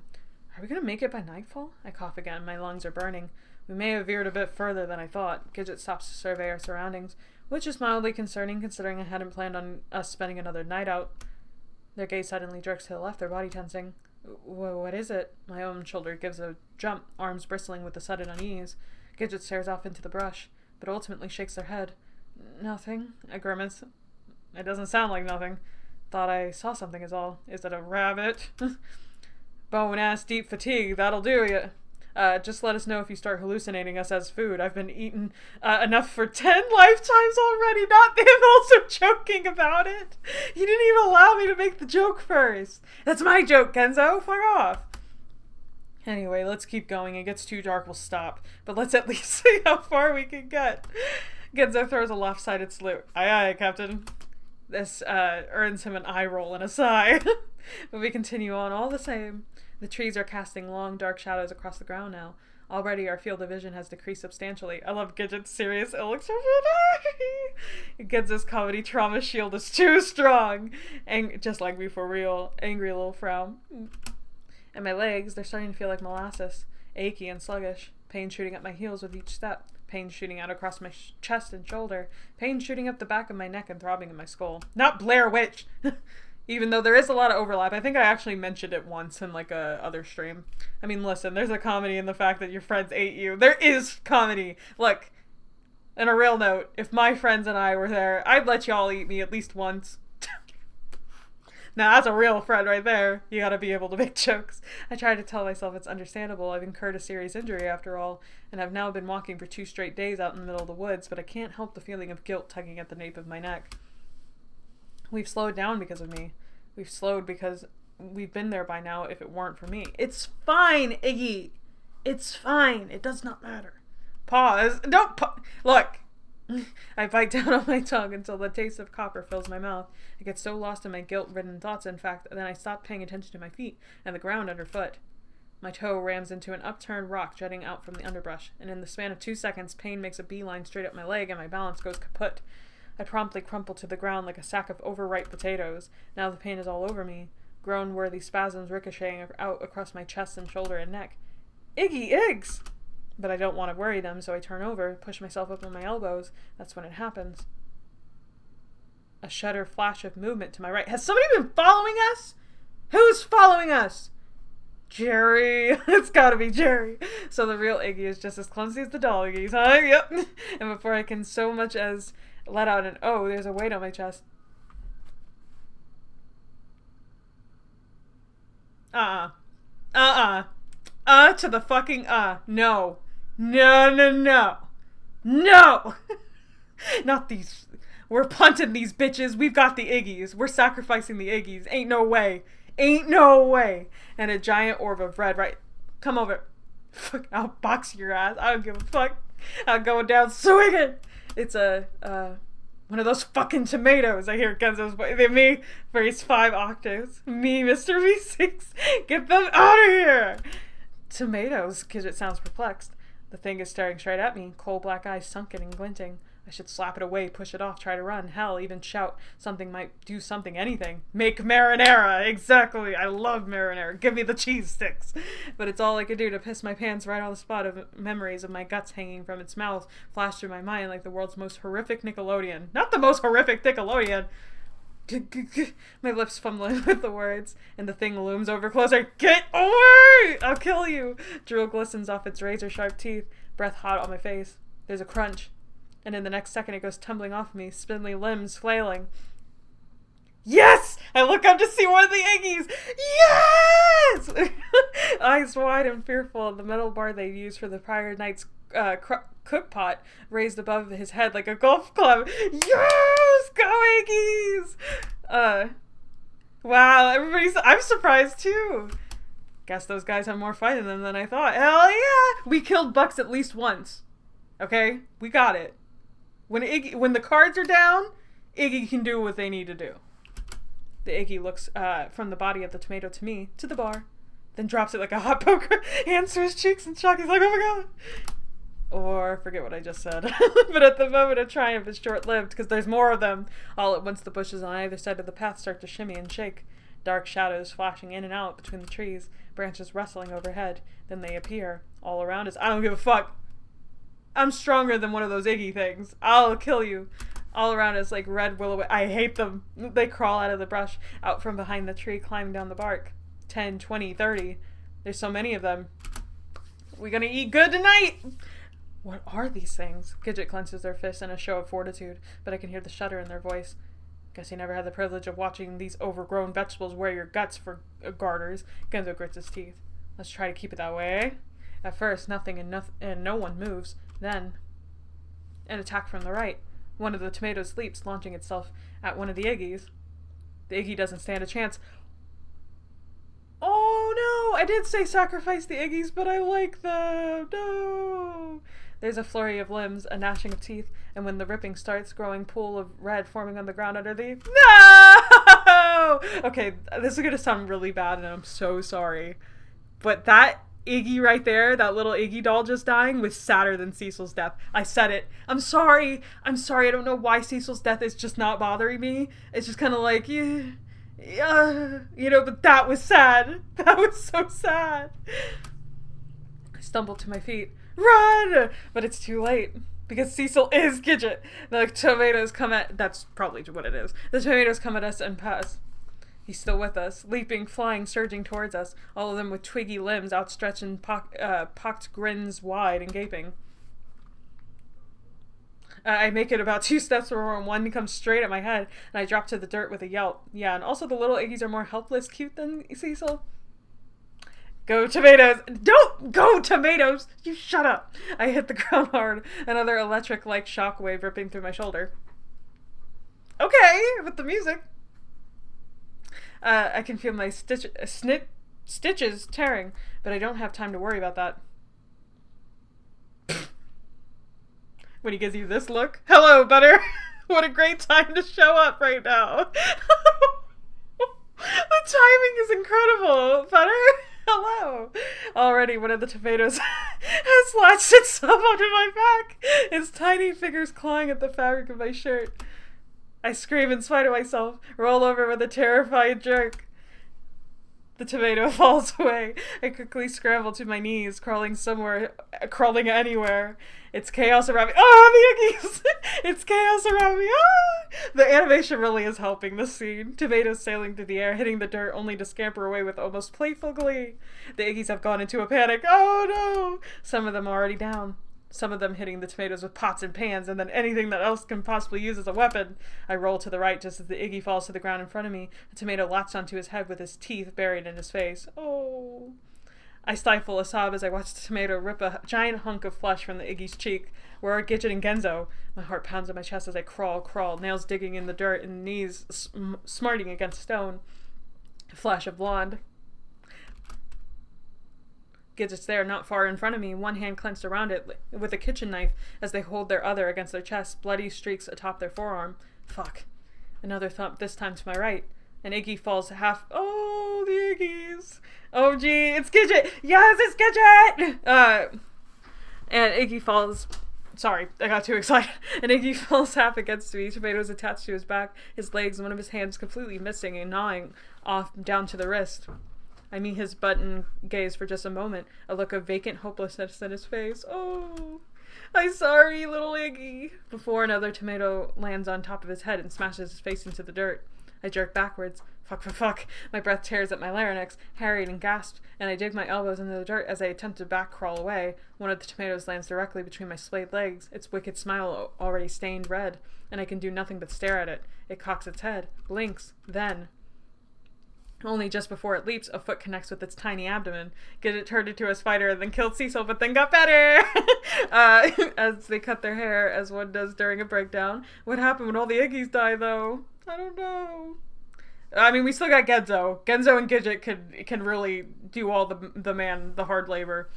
I know. Oh. Only just before it leaps, a foot connects with its tiny abdomen, sending it hurtling away. Don't just fucking look at it! Genzo's voice crackles in frustration. Kick it or something, you dumb fuck! He's so real for that! I'm sorry, Iggy needs to do something, anything! A tomato slams in front of me from behind, latching onto his shoulder, nearly sending him reeling forward. He grabs it by its green stem before I could do so much as think about biting him. Chucking it to the ground and slamming a screwdriver into its bulbous head with a squelch. Get his ass! A red spatters up and onto his hands and cheeks. But rather than spur me on, this just sends my insides into a greater turmoil, and with a harried gasp I twist away, blinking back tears of panic as I drag myself back through the dirt. We're gonna die, we're gonna die, we're gonna die. Not if you do something! I can't hear anything over the pounding cacophony of my heart. Can't see anything through the veil of salt water glistening atop my eyes. I'm crawling through red now. Sticky, slimy slop coating the ground and the dirt and the brush. I can't tell what it is, but I don't care. I pull myself through it, desperate to get away. My fingers, my knees, my shoulders all screaming at me. 3 of them come at me this time. The first one hits me from the side, sending me onto my back so hard I got wind knocked out of me. The second finds my head, its sticky finger clawing at my hair, wrenching and tugging at my scalp. And then the third perches itself right on top of my chest, a delightful trail of red smearing its chin and neck as it ogles me curiously. This is it. This is fucking it. I close my eyes, every nerve across my body sending off buzzing fireworks that sear at my skin. I guess we'll have to try something else next time. The tomato on top of me is gone. I blink. Blink again. A flash of something flying across my vision, but larger, bulkier, faster even than the tomatoes. The one gripping my hair is gone now. What the fuck? I push myself up on my elbows. The flurry of activity around me has been abated, but the vibe has changed. The vibe is off. The kind of vibe I bring to the function. Now the tomatoes are scared. Tomatoes death sadder than Cecil's. Mean. They scamper, crawl across the ground, terrified squeak as they attempt to get away. Again and again they disappear. That was a rabbit. I fucking saw that. Frenzied flashes. Jerry! Already their numbers are thinning. 5 more are gone. 4. In a confused haze, I push myself to my feet, hand to my head. Who's this? Who is that right there? Who is that? Who are you? Emo rabbit? And one of the flashes stopped right in front of me so fast I nearly fall straight back on my ass. What the...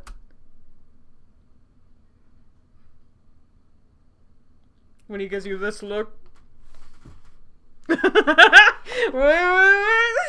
The rabbit grabs me by my shirt, lifting me up on my toes as he studies me. Shonen protagonist rabbit. If my pants hadn't already been wet from the tomato assault, they'd surely be drenched now. I don't blink, don't even breathe. My lips and eyes tremble as the rabbit's twitching nose sniffs at my face and neck, my tender shoulder. He cocks his head, then...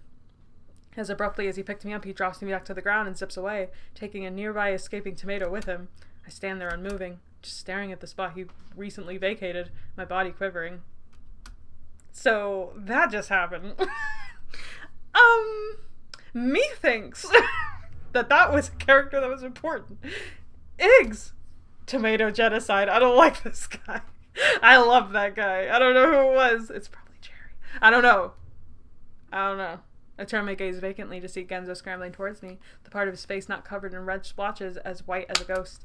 He comes so fast he nearly rams straight into me, stopping himself just in time and looking me up and down in frenzied jerks of his head. God, fuck God. He wipes his forehead, wipes it again. You're alive, God. He keeps repeating it over and over again. Oh, I see his fingers shaking, his eyes strained. He looks about as shell-shocked as I feel. 60 more seconds and would have been. Gidget limps over with a grunt, nursing their arm. They look equally as rough, scratches lining their cheeks, red staining their clothes. What the hell is even going on? We turn to watch a last straggling tomato get whisked away by another flash of brown and fur. Is it like multiple or is it just him? Then the forest goes eerily silent. The scene around us looks like the aftermath of a massacre. Puddles of oozing red, and all the Iggies are gone, red glistening. I was wondering how that was going to work. I was like, are we just going to march into Orlom's castle with a bunch of fucking Iggies? Well, that's one way to get rid of them. Strewn half-eaten limbs caught on stems and twigs, Pink's insides hanging from tree branches. My stomach gurgles as I take it all in, take in the sight of all those Iggies, all those me's, lying in pieces across the... Yeah, that must be really weird to see. Their innards laid bare. Now that the panic is starting to fade away, it's being replaced by a cold feeling of disbelief. And my legs, my arms, my entire body begins to shake, clammy chills clutching at my frame. I bring a hand to my mouth as a bile rises to the back of my throat, then drop to my knees. Iggs! Genzo is beside me in a second, his hand to my shoulder. He doesn't say anything else. Just rubs my back in wide circles as I upchuck the pound cake I'd eaten during our break not more than 20 minutes ago all over the ground. Gross. Ew. Movement. A rustle, then another. There are surviving Iggies. We won, guys. The surviving Iggies start pushing themselves back to their feet. 1, 2, 3, 4, 5. I count 9 of them rising. 9? Jesus. All right. They really fought, rising from the viscera-strewn path. Some of them look relatively unharmed, nothing but a few scratches and bruises. Others are clearly worse for wear, long gashes on their fronts and backs, a few of them missing eyes and fingers. Oh, no, we lost a button. I see Gidget taking stock of our remaining troops. They curse beneath their breath. That's not going to help morale. Not Gidget being like a warrior leader. That's awesome. I pause. Where's our conquering heroes, though? No sooner have the words left their mouth that they're flashed from the right. With the shudder of the bushes, a rabbit lands in the middle of the recuperating gaggle of Iggies. A few of them stumble backward in surprise. He rises to his full height, looks around. Oh, there are multiple! Okay. Who are you? Okay, well, they've got little symbols, and then they've got a little button. I don't know what the fuck that is. Pumpkin bunny? I mean, another flash, another shudder, and a second rabbit appears, then a third. And they're not wearing their usual armor, far from it. They're rebels. I was thinking they were rebels, because I was like, wait. They don't seem like they're serving the crown, yeah. It's a crown, Joy. It's Jerry. It's Jerry. Jerry is... Okay, Jerry versus Orlam. Who's going to win? Probably Jerry, to be real. I cannot believe Jerry is this relevant. I cannot believe it. I kept making the joke, and then every time it's like, whatever, it's fine. Garments light and airy, their normally boot-clad feet free and nimble against the ground. They glance around at their handiwork or at the strangeness of our group, then turn to us.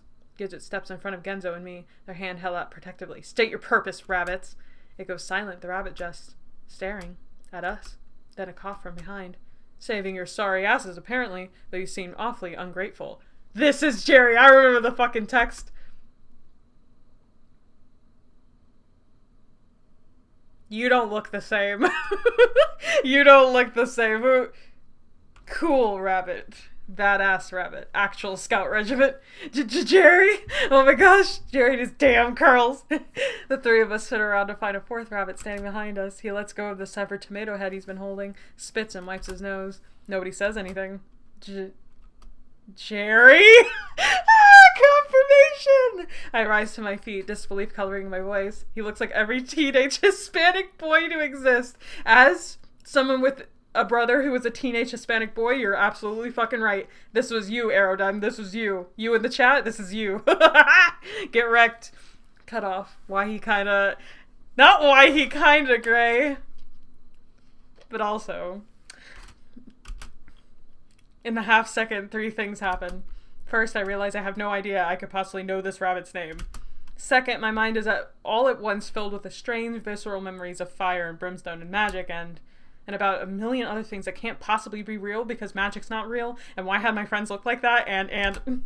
Third, Genzo lets out a throaty, "Oh, hell no!" and goes stomping towards Jerry, finger pointing incriminately in the air. Genzo! But Genzo's tirade has already started. Fucking furry fuck up, stab you straight in the fucking solar plex before you fucking so much as look at him, you conniving, jewel swiping, fake ass king. What is he on about? What is he on about? Gray secret furry confirmed, lol. No shame in furries though. Furry awareness. Look, mild furry here. I support you, it's fine. There are worse things in the world to be. Okay, I love that they remember the side story. Yeah, what the fuck? Is this some alternate universe in which... I don't want to think about it. It's too deep. It's too deep. It's too deep. I don't want to think about it. How to yank those ears out of your fucking head and stiff them straight up your fucking nose. Jerry just looks down at him, unamused. Genzo! I jog after him, Gidget hot on my heels. But Genzo isn't finished. He begins poking Jerry in the chest with sharp jabs of his index finger. Hey, fuckwad, you ever think of, I don't know, not shoving your fucking face again after this whole rabbit-worshipping shit show you subjected us to, huh? What is he on about? Jerry leans over, his nose twitching. Some reception after saving your life, but manners have always eluded you. Manners like my fucking fist going straight down your fucking furry rabbit throat. Straight at you. Charming. Would you prefer to do this before or after those creatures have strung you up your insides like party decorations? I can wait. Guys. Party. Oh, I think we all had enough of your parties, you buck-toothed jack guys with a superiority complex. What's first on the agenda? Smashing Iggy's hand? waxing half-flattened drivel. I'm not a furry, but Lola. I mean, look, if people can like Lola Bunny, then I can like Jerry. Okay? So, take that. Destroying the whole fucking world just so your daddy will pay attention to you for a single second. Oh. At least my drivel has some literary merit to it. Yours is just screaming barely logical profanities and anatomically impossible defensive maneuvers. Yeah, you tell him, nerd. Guys, anatomically impossible? I'll show you anatomically impossible, you giant furry fucking face fucking piece of rabbit shit. Dude! All the words of the world, and yet your diatribes still sound like those foul-mouthed toddler. Would you two fucking stop it already? It comes for Gidget this time, so sharp and loud and sudden that it stops us all in our tracks. Jerry and Genzo look at Gidget in shock, then at each other, then at the ground. Oh, look at the face! Oh, baby girl Jerry. What's going on back there? Huh. So what's going on? I hear shuffling. I'm looking for my wallet. Oh, okay. Is it on the desk? Jerry, no, it's not, babe. Oh. Jerry and Genzo look at Gidget in shock, then at each other, then at the ground. Thank you. Gidget grumbles, massaging their temple in obvious discomfort.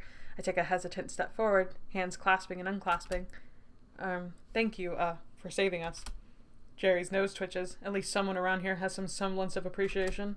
He glances over at the scene of carnage, the other rabbits. Though it was no trouble on our side. We've gotten used to this occasional run-in with our vegetarian friends. They get antsy, inspired. I make a face, stomach twisting in nauseous knots. Inspired, that's one way to put it. We? Gidget blinks. What did you expect, all the rabbits to have succumbed to the influence of that thing up in the castle? Some of us do actually care about this place, you know. Should have known old freckle fuck had something to do with all this. You have some kind of resistance, then? Indeed. Jerry twists his foot away as Genzo tries to discreetly step on it. Not being angry. Has Orlon become a thing? A thing? Yeah, I guess so. Wait. I think that might have just been Genzo being like, you know, just insulting him. But if Orlom is actually a thing now, that's unsettling. Our numbers have shrunk some, but we can still be a force to be reckoned with when needed. Though nowadays we're mostly just abiding our time, keeping the forest safe and monitoring things. Can you help us get to the castle? I say with a sudden onset of confidence. Jerry blinks, looks at me. Now there's a braggadocious idea. I see his ears twitch. You aren't by chance courting death, are you? Because there's surefire way to win him over. That place is overrun with rabbits. No one's gone in or out in months. But we're the only ones who can stop this. We gotta get in there. Indeed, I think if anything's gonna get through to Orlom at this point, it's us. Yeah, lucky us. Jerry's eyes twitch. You make a good point. He turns his gaze in what I can only assume is the direction of the castle.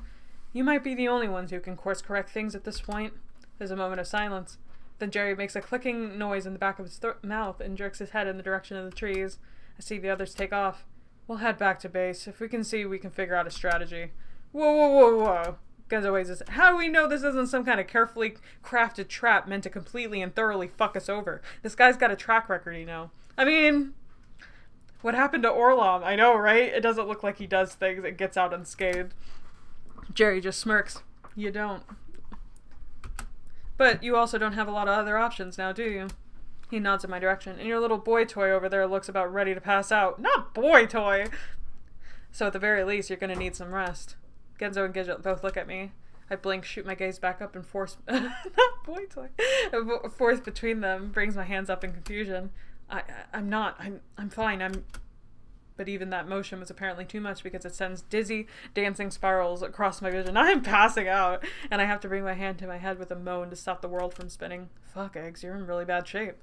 Genzo brings a hand to my arm. His fingers are warm against my clammy skin. It looks like your stitches came out, Gidget says with a grimace. I glance down to see the gauze wrapped around my shoulder glistening with new blood. The sight of it makes my head thrum. We've got medics who can look him over. Jerry smooths back his ears with an only slightly elongated sigh. If you're really going to do this, we certainly can't have anyone slowing us down, now can we? At any rate, let's move along. Night will fall soon. And at the castle perimeter, it gets unsafe at night. I see his eyes twitch. Then he starts at the direction of the other rabbits. New party member required! Multiple. You know what? I got these scars. Iggy, like a Victorian lady, he needs a fainting couch. He really does. Then he starts off in the direction of the other rabbits had disappeared. Gidget whistles back at Iggy's, still bemused and bumbling, as Genzo gives an uninjured shoulder an encouraging squeeze. Sorry. Come on, Iggs, let's get you somewhere you can lie about 9.5 hours, yeah? So specific. Yeah, is all I can manage to say as the lot of us fall into step behind our reluctant rabbit savior. Not Jerry being Jesus, what? It was just funny to say it.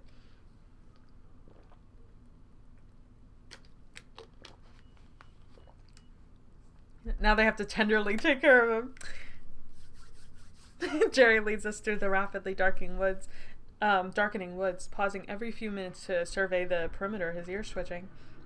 It's not far, though. We reach a clearing with a strangely conspicuous stump surrounded by a strangely conspicuous patch of brush.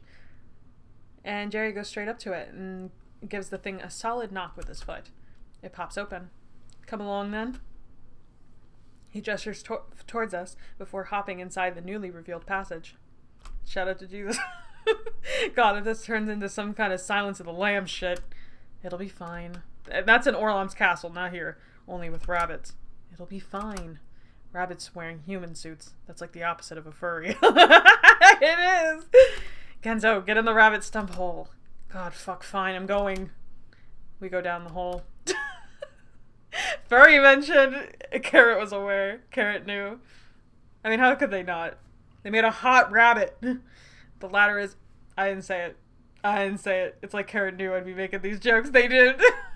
The ladder is a bit tricky to navigate, one of those rope ones that constantly attempts to twist away from your reaching foot. But we make it down in one piece. The three of us gazing around at our new environs as our remaining squadron of Iggies continues their descent behind us. It's larger than I expected it would be. I mean, 7-foot rabbits, dog. And almost homey? A great big cave carved out in the dirt, but lined with mosses and roots and hanging vegetalia, and curving around, the path underfoot ebbing and flowing with the rhythm of the land. No, there's no way, because look at the eye and tell me Jerry isn't drawn to be hot. It turns in some Silence of the Lambs shit. It would get the Grammy. Anything 7 foot is a little hot, I'll be honest. If that was a human, people would be fawning. Carrot knew Jerry was genetically engineered to be the hottest rebel rabbit. Honestly, he reminds me of a lot of characters from Watership Down. I've never seen that, but I'll take your fucking word for it. Built into the cliff, then? I followed after Genzo and Gidget, my head on a swivel as I take in the bed of brush and leaves, the shoulders like tables, plates of bread, and wooden steins of frothy beverages, and the rabbits, because there's certainly no lack of them, all around of us, staring at us as we make our way through the dimly lit path leading down the cave's center. Some of them are lounging on their beds, feet perched on knees and ears at rest. Some of them are gathered around tables and partaking of victuals, engaged in stories or raucous card games. Listen, cat boys are out, rabbit boys are in, and still others are exercising. Though perhaps training would be a better word, given their cobbled together punching bags and target boards. One of them boasting a rather crudely drawn yet still recognizable likeness of Orlom in his kingly attire. They're just like, let's fucking beat up Orlom. Kind of real. I get so absorbed in staring agog at my surroundings that I don't even notice how far behind the others I've gotten, until one of the rabbits hops down from his perch right beside me, nose twitching and eyes narrowed. I jump backwards with a swallowed squawk, then give a little jog to catch back up with Gidget and the others. At the center of the room is a round table, seemingly cut from the stump of an enormous tree. It's currently covered with an assortment of maps and papers, and to the right of its sunken fire pit, cozy and crackling as its light dances across the walls. When Jerry reaches the table, a few of the rabbits who'd been poring over documents stand up straight and pull a set of swift salutes. Jerry gestures towards them with a flick of his ears. Get them some beds for the night and food. He glances back and we make a momentary eye contact. I stand up a little straighter. Oh, and that one's gonna need a medic. Sir, yes, sir! The rabbits dart into action, wrapping blankets around our shoulders, fetching us mugs, ushering us towards the fire. Hell yeah, resistance time! To the resistance! It all happens quite quickly, to the point that it makes my head whirl. Though as I'm about to sit down with the others, another set of paws finds me, guiding me past the pit and towards another corner of the cave, and what appears to be an infirmary of sorts. They're not particularly gentle with me. Splayed out on one of the wooden cots as they yank the dried-on gauze off my shoulder and get to work. First cleaning it, then searing it with alcohol, then applying some sort of goopy ointment from a tube. Also, maybe Jerry should be king because we need to get Orlam back. Yeah! Jerry be the king of Wonderland when we take Orlam home. I like their suits. Ha, get it? That is good. Before finally going in and to replace the stitches, it hurts, but not as much as I expect it should. A result of whatever they use, perhaps. It still makes it more uncomfortable, though, and I found myself groaning in spite of myself, tears springing to the corners of my eyes as I gripped the side of the cot. By the time they're finished and have replaced the gauze, I'm out of breath and out of sorts, but at least I'm no longer bleeding. One of the rabbits rewraps the blankets around my shoulders before giving my hair a semi-encouraging toss. That's cute! Up, he gestures. We'll check it again tomorrow. Right. I pull the edges of the blanket in tighter on my frame, feeling all of a sudden shy. I'm handed a mug and shooed away. It tingles against my fingertips, warm. I start shuffling back towards the fire, only to give another half jump at the sight of Jerry leaning against the wall, only a few paces away from me, just staring at me. Don't stare at me, Jerry. What? My voice cracks. Jerry's nose twitches. He hacks something up in the back of his throat, spits it on the ground. Gross! I glance down at the resulting glimmer of ooze. Dude needs self-defense classes. His clones are braver than him. Like, actually, look, when the chips are down, Iggy can do it. It just takes a lot of convincing. Finally, without saying anything else, he steps forward, extending his hand. I stare at it. He stares at me. Not knowing what else to do, I take it with an awkward shake. For all that, you know? I blink. 'Cause a rabbit's gotta do what a rabbit's gotta do, you know? I don't know what the fuck you're talking about. Another blink. He just keeps shaking my head. But we can put that behind us, yeah? What the hell are you talking about? Jerry jerks his hand angrily away, front teeth gnashing. I'm trying to apologize to you, you blundering ignoramus. Oh, okay, I'm sorry. I didn't get it. I didn't know what we did. That was an apology? I thought it was pretty damn clear. Clearly not. Shaking my head and making vague allusions to things I barely remember. Jerry flicks his head away with a growl. I can see him biting down on his bottom lip. Look, I did some things I regret. Am I proud of them? He pauses. Actually, yes. Yes, I am. But that's besides the point. Okay, well, you know, the point is now that things have not got fucked beyond all reason. And it'd be the mutual interest of both of our parties to stop this runaway train of unhindered horrors before our tickets are stamped through to the last stop. Why does he talk like Genzo, dude? I return to my abject blinking, just holding my mug against my chest. Jerry watches me for a moment, then presses his lips together, his ears curling in on himself in crinkly embarrassment. He turns away. So yeah, that was all. We'll discuss strategy tomorrow. Get some rest. Okay. Then he twists off his heels and goes storming off. I simply stare at him at a loss.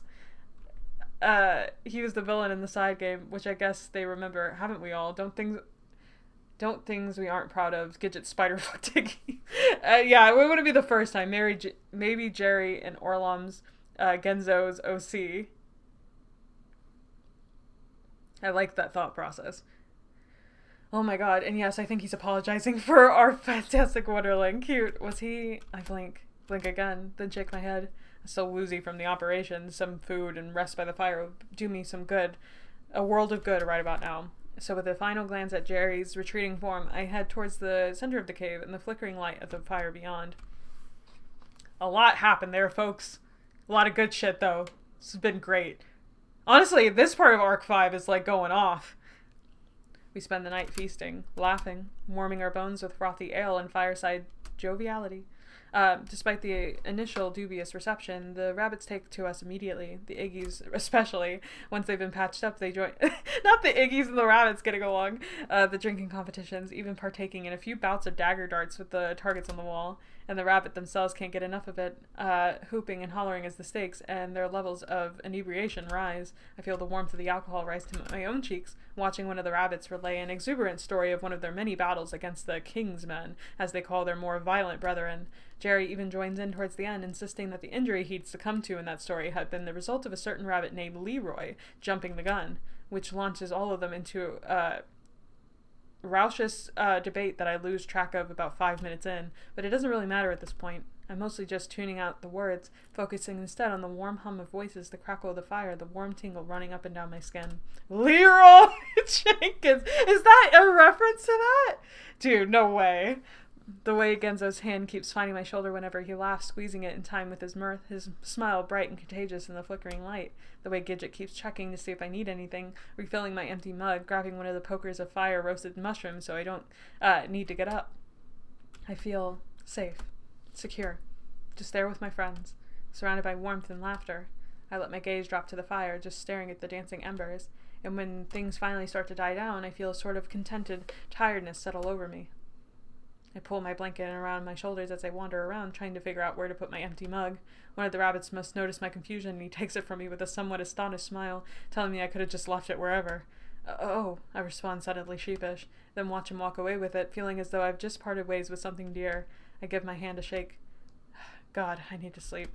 I start back towards the other and the small section of beds we've just been given on the other side of the fire pit. Around me, rabbits are yawning and stretching and lounging across their beds, and I spy Iggy's doing the same up ahead, and each of them carefully and painstakingly preparing their beds for the nights ahead. There's something cozy about the sight, all of us settling down for a long winter's nap, or something. Though this summons a pang of disquietude in my stomach. If only that were all we were settling down for, not whatever awaits in the castle and the forest beyond.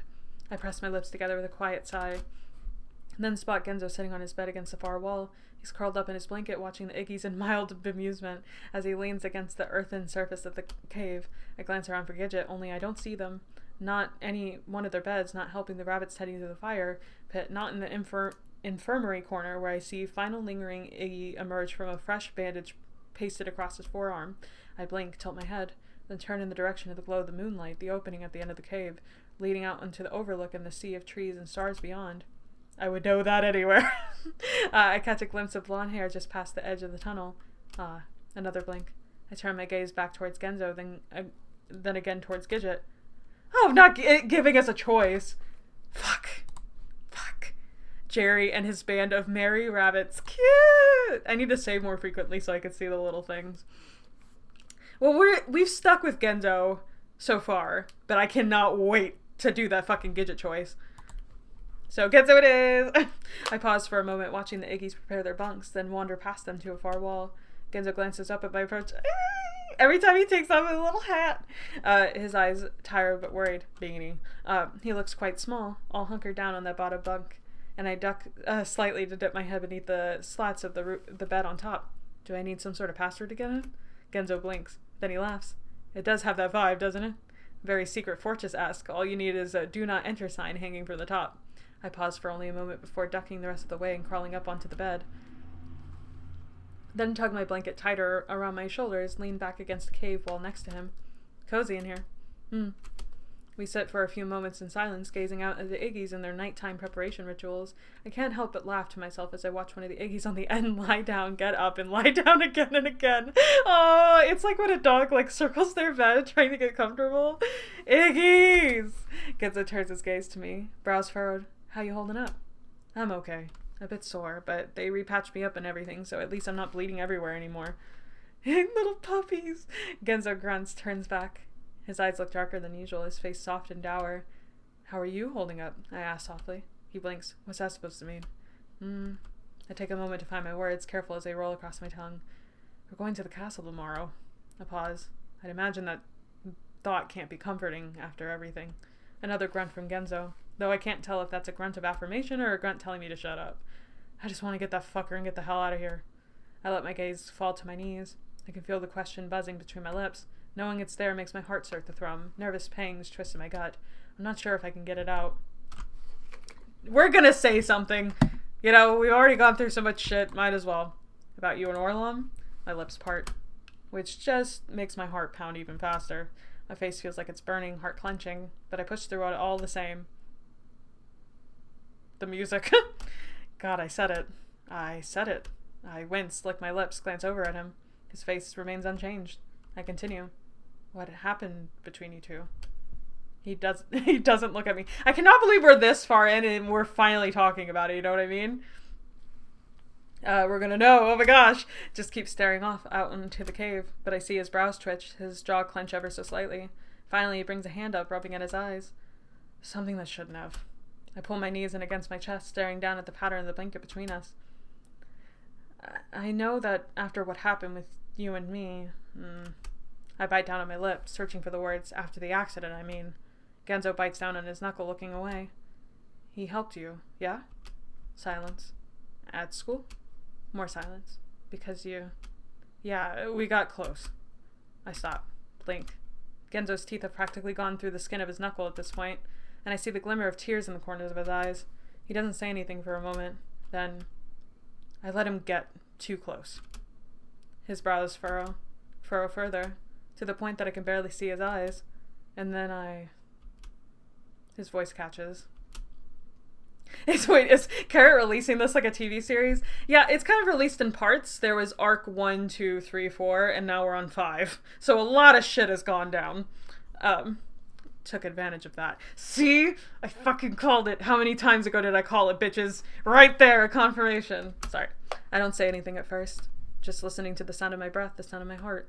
I don't know what to think. It's not like some part of me didn't know, but I chew on the inside of my cheek, thinking about them. I don't know how it makes me feel. Strange? In a way I can't quite explain.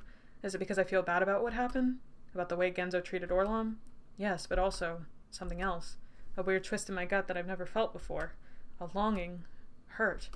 I bury my face into my knees, the fabric of my pants rough against my lips. My breath leaves a warm, wet spot against my skin. He really did like you, huh? Yeah. Silence. It is definitely jealousy. Push Orlam to do it to Genzo. Are we going to confront that Gidget? And I knew it too. You see Genzo's lips trembling. I'm not a good person, Eggs. He winces, then begins rifling through his pockets, desperately almost. Fuck. Pulls out his cigarettes. Fuck.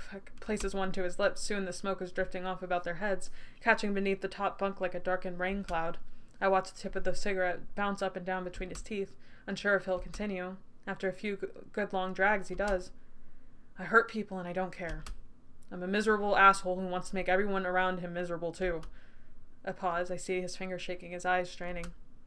I do try. I try to be better. He sniffs, coughs. But then my mouth will just run away again. Brings his free hand up. I just can't fucking stop it.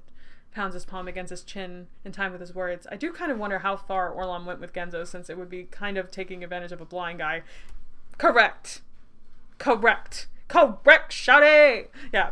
There's definitely something not good there. I grimace as I watch. Shiver despite the blankets around my shoulders. Genzo sighs and I see him tap a hunk of ash off over to the side of the bed. When have I ever brought anything positive into anyone's life, huh? You bring the positivity in my life every damn day, Genzo. He grunts, takes a long drag, and I watch a smoke billow out across his lips. I'm quiet at first, not saying anything. Just sitting there, fingers running over the gauze on my shoulder, pattern rough against my skin. I hear food. I got really excited. Thank you, dear. No problem. My delivery. Thank you. I'm gonna eat on stream. Sorry, guys. Sorry. I would love a drink, actually. Even though I have a water, but I'll take another drink. I think he sucked him off after the bouncy castle at prom, and what I think was implied during one of the flashbacks and some of the dialogue. Okay, Automod. Not sucking on my own. It was definitely sucking off. It had to be. Mukbang. Ooh, what we got here? Chicken fries. Hell fucking yeah. And a Whopper. Yes, I'm eating Burger King. Do not judge me. I fell on my lap. Okay. I'm so hungry, dude. Give us a good bite. Okay, yeah, I'll share with y'all first. For you, baby. That looks really good on camera. Yum, yum, yum, yum. First bite. First bite, bestie. Like that girl on TikTok. Don't act shocked you ordered those. I didn't. He did it. He brought me the food. He didn't even ask me because he knows. So, Burger King time. Burger King, and we're about to see the king. Just sitting there, fingers running over the gauze on my shoulder, pattern rough against my skin. Then those words slip out, barely more than a whisper. You were the only one. You were the only one what? You were the only one what? A beverage. Oh, thank you. When have I ever brought anything positive to anyone's life, huh? And then he said, you were the only one. Huh? Genzo glances in my direction for the first time since we sat down. That woman in the back is not real. What woman in the back? What do you want about? I press my lips together, swallow, and say again a little louder, you were the only one. Only one what? Who accepted me? Genzo just looks at me, cigarette hanging from his lips. For who I am. No questions asked. He did. He did do that twice.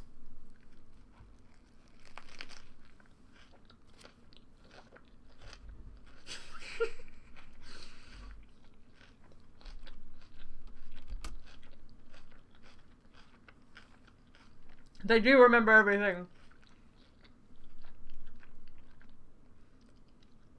God, not me eating during this really emotional part. I'm sorry. It's adding to the suspense. I feel water rise to my eyes, but I blink it back. My eyes, my cheeks, my entire face warm to the touch. I hear every true. I'm sorry, guys. I'm so sorry. I'm so hungry.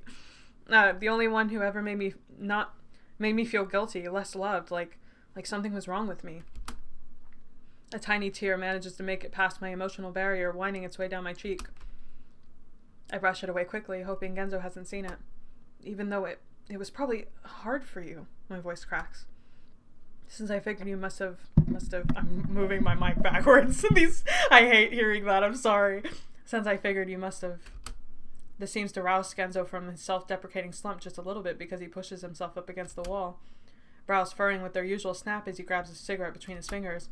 Must have what? But I can't respond, I can't say it. I try, but all that comes out is a strained little squeak as I flap my hands in frustration. Genzo blinks. Then it seems to register. Fuck that noise, he balks. It does matter how many times I've gotten off thinking about you. None of that holds a candle to how important you are to me.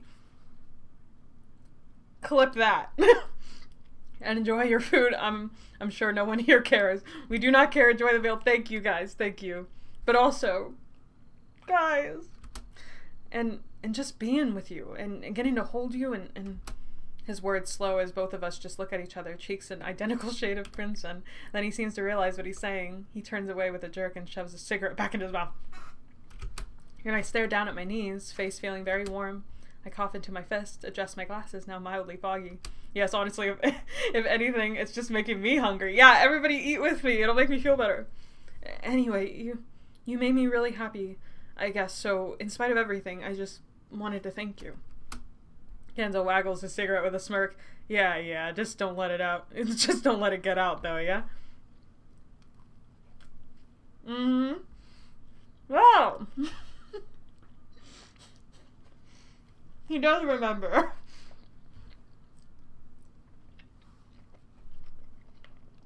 Snacks, you've always been a real one.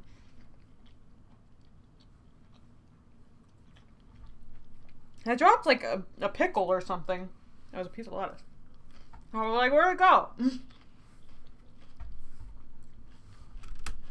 All the asexual will be all over me. Come and get your piping hot respect for sexual boundaries or something.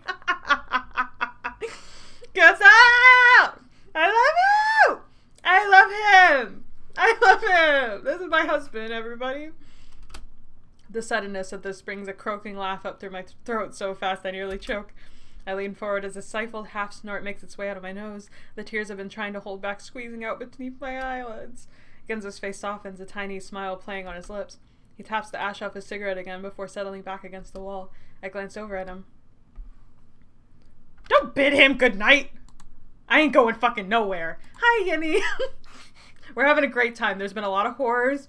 We're in love with our boy. We're so in love. And also I'm eating on stream. I have a burger. Here's a bite for you. So we're just vibing. Rest your head on his shoulder! Rest it! There's something about him right now. Leaning back against that wall. Smoke drifting up over his head. And maybe it's the cave. Maybe it's the intense battle we went through earlier. Or the rabbits, or the food, or the drink. Or the deluge of emotions I've just experienced in the last 5 minutes, but all of a sudden I just really want to be close to him. That's me every damn day of my life! I don't know how to comfort him with my words, how to pay him back for what he did for me back on the kiddie cruise. My brain doesn't quite work that way, maybe. So without saying anything, I shift back a little bit, pull my blanket in against my shoulders, and I want to see a CG, please! I'm ascended. You watched me ascend just then. Lean over towards him. His shoulder... By the way, the coloring on these CGs in Arc 5 for some reason feels so warm. Like, that's on purpose. That's on fucking purpose. I see you, Carrot. And I'm sorry you slept in so late, Yeti. Glad you're awake. Welcome to the world of the living. His shoulder is soft against my cheek, warm, and I feel him stiffen just slightly beneath me. You tired, Iggs? His voice cracks. There's a sudden huskiness to it. Guess you've had a pretty long day. A pause. We all have. It grows silent. Nothing but the sounds of his breath next to me, the feeling of his chest moving up and down. Just him and our tiny little alcove in a cave beneath the ground. Carrot has this uncanny ability to make the coziest, cuddliest CGs known to man, and also the most horrifying ones. The duality. Carrot is multifaceted. We already been knew. Oof. I am living. I'm eating good food, have good company, playing a good game. Today's a good day. Warm about that thought. Safe. And for the first time all day, I feel the residual tension in my body begin to reside. My eyes flutter closed, then back open, then closed again. So warm. My own little cocoon. Our own little cocoon! This thought brings a flutter to my chest. You fallen asleep there, Iggs? I feel Genzo's chest thrown beneath me at the words. It reverberates up through cheek and jaw, a comforting buzz. I hadn't even realized how tired I am. Everything that happened today finally catching up to me, I guess. I can feel my breath slowing, my body growing heavy. Lol. You know what's interesting? Is that, like, they avoid talking about these things, but when they talk about them, it takes so little time. There's so much understanding, like, deep-rooted between them that it kind of just works out, you know what I mean? And it's like, it makes it almost more sad, because it's like they didn't even need to say much for things to go better, you know? Guys. Something brushes against the top of my head. A warm weight, Genzo's cheek pressed against my hair. I can feel myself fading. The last tendrils of my consciousness start to drift away. The tickle of breath as Genzo's lips move, forming words barely audible against my scalp. Guys, I'm actually gonna fucking cry. Are you kidding me? Are you kidding me? It's like so bad. I'm overwhelmed. I'm overwhelmed. God, I need to eat.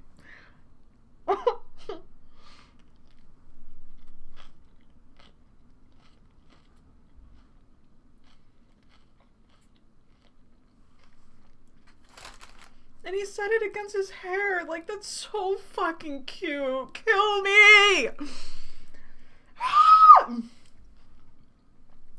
I love you, Iggs. But I'm already asleep. You say it again, you coward! You come back and say that like a man! Oh, BG, he finally said it after not being able to say it and get it throughout. I know. I can't. I can't fucking do it, guys. I can't. I'm I'm like shaking. I'm overwhelmed. I'm thriving.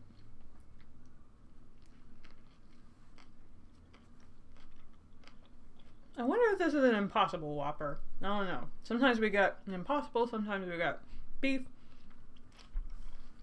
I awake the next morning to the smell of something cooking over the fire. Beef burger. It's a delightful smell that makes the tip of my nose twitch. And when I creak my eyes open, I see a soft sunlight filtering in back from the back tunnel, blanketing the cave in warm light. I start to sit up then.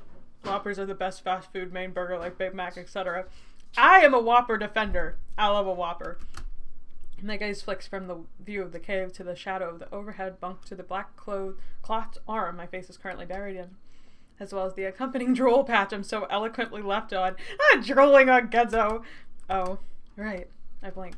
Genzo is still fast asleep, quiet snores crackling in the back of his throat. He looks so peaceful, his face soft and droopy. His hair mussed across his forehead. He hadn't moved a muscle, apparently, so he wouldn't bother my sleep. Whether true or not, his thought tugs at my heart, and I press my cheek back into his shoulder with a appreciative nuzzle. He's so cute when he sleeps. He's so cute all the time. I feel incredibly warm, a comforting shroud of security wrapped around me like a blanket. I need a side scroller with these aesthetic backgrounds, Carrot. We should get up, though. The smell of food is making my stomach growl. Genzo, I say softly. Nothing. I try again. Genzo. When that still doesn't work, I give him a little shake. Gen, wake up! Which finally seems to roust him. Fuck, tell the queen I'll have her on her desk in the morning. What's he on about? He shifts with a grimace. Oh, are you some kind of hotshot royal advisor now? This must snap him out of it because he sips half up with a little jerk, eyes blinking blearily. He peers out into the cave, down at his legs, then over at me. I see his eyes widen. He jerks his head away with a cough. Did he sleep well? He asks, his voice low and raspy. I want to smooch his cheek! Me too! He has 2 cheeks for a reason. I sit up with a I'm not going to make that joke. Shoulders slouching. Good. Very good. Great. I can't keep the tiny smile from my lips. You, want to get some breakfast? That'd be divine. Also some coffee. Something hooked that shit straight up in my veins. Not hee. I laugh. Then with only a little bit of an awkward bumbling, we start over towards the fire pit. I don't steal my fucking joke. The rabbit's already up and about, scurrying around and doing, well, who knows what, really, but they're quite active, with a good number of them around the fire as we approach. Holding half-eaten skewers and drinking from mugs of what looks like coffee, thank fucking God. And once we nab plates for ourselves, we find some empty seats on the other side of the flames, the warm embers delightfully inviting the crisp morning air. Genzo is strangely reserved next to me. I chalk it up to morning malaise if I didn't keep catching him looking at me, didn't keep noticing his knee touching mine, the soft, almost hopeful smile tugging at his lips. Dude, it must be so overwhelming for him, poor thing. Like, I'm overwhelmed, but for him, it's gotta be like 10 times. I just picked up what you put down. It sends butterflies up through my chest, but not the uncomfortable kind. Warm ones, happy ones. And I eat my breakfast of fried potatoes and eggs in comfortable silence. Wait, are we in the Genzo route? We are. Because if given a choice, I'm going to choose Genzo first every fucking time. However, I cannot wait to get to Gidget as well. And Orlan will be fun. But, you know. I'm a Genzo girl. I'm a Genzo girl. It's always made. But Gidget really, really fights for my attention. Like, I feel like it's really damn close. Like, they are fighting for number 1.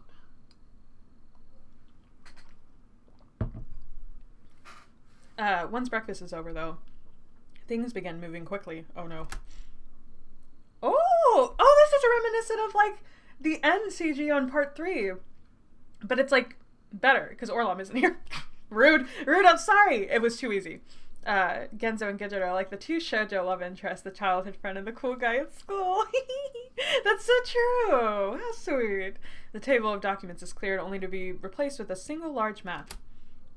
Around the table, rabbits begin to gather, Jerry at the head and conferring with what I can only guess are his top men. Look at Gidget! Gidget's getting involved, man! They're like, let's take this bitch down!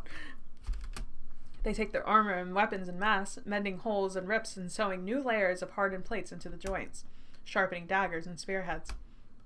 A few of them even carving darts and arrows out of the hardwood bark for an assortment of long-range options. Gidget is so prince-coded! I'm impressed, to say the least, though I'm not sure what wouldn't impress me at this point. Just that if you'd asked me as my expectations before making this final Wonderland excursion, I would 100% have not said a rebel army of underground rabbits ready to wade into the battle at a moment's notice. Also, how do you know it's the last one, Iggy? How do you know? You're that confident, huh? Yeah, alright, well, we'll see. I feel a bit out of my league. I don't know enough about the turf, the enemy, the current situation to provide much in the way of strategic advice, but I try my best to follow along the rapid discussions happening around the ground table as Jerry and his band of merry rabbits beleaguer the pros and cons of each assault on Castle Orlam. Gidget proves better than me at speaking on our needs as the only one not 7 feet tall at the table. In fact, they seem completely in their element. On their knees next to Jerry... On their feet next to Jerry and debating points of entry based on known rabbit concentration areas, a term Jerry and company kept throwing around as KRCAs. There's something quite regal about the sight. About the way... Is this a Viridian slip change? I did not mean to. And then when I realized what I said, I was like, Who said that? Who said that? I didn't say it. Don't clip it. About the way they expertly rebuke ideas, though they were required the 3 of us to move at speeds up to 60 miles per hour to keep from having our heads lopped off. While next to me, Genzo keeps coughing and making wisecracks about everything from rabbit mating rituals to Jerry's unnatural fixation and getting inside Orlam's castle. This one receives a slap across the nose from Jerry's pawn moving stick. It's all quite a lot, really. But somehow, between the group, a plan begins to develop. And as I watch Jerry move the little wooden pawns that represent us across the map again for the upteenth time, a realization hits me. This might actually work. Does it seem impossible? Mildly. Does it seem dangerous? Incredibly. But by golly do the cogs seem to be turning in the right direction because for once, no one says a thing. Everyone just stares at the board. Jerry taps his stick against his shoulder, gaze flickering around the table. Well, he finally says, voice rumbling at the base of his throat. Commence Operation Bottoms Up, I guess. Not bottoms up. Report. You're going in from the sewers. We couldn't think of a better trick. Guys, I'm sorry. I'm so hungry. I'm like, ah.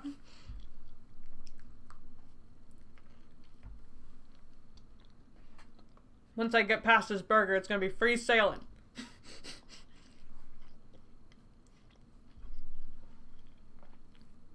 And perhaps a mild irony in this, given how many times we've likely exited via the sewers in some form or another, but I try not to think about it. Instead, I focus on my final preparations. My final med check-in in the infirmary. My final weapons check with a rather exuberant rabbit named Lemmy. I settle on a small retractable dagger under the assumption I'd injure myself on anything else. My final meal with the noticeably tenser crew. Dinner is a giant pot of pine squirrel stew. Yum. My final empathetic shoulder touch from Gidget as they tell me everything's going to be fine, just fine. Things are going to go awful, at least for a little bit. My final empathetic backslap from Genzo as he tells me we're all going to die, before just quickly retracting it and fervently apologizing upon seeing the color drain from my face. And then once the sun begins its descent towards the horizon, we're off. The smaller battalions leave first, one after another splitting off, disappearing into the woods like whispers in the night. Iggy's perched on rabbit shoulders, tasked with the recon work, sentry work, and the like, everyone aware of this part of the plan. That's reassuring, right? Until it leaves only us. Genzo, Gidget, and I. That's all we need. And Jerry and his closest men, I guess, were to occupy the appropriately named King's Point until everyone is in position and our turn in the campaign has arrived.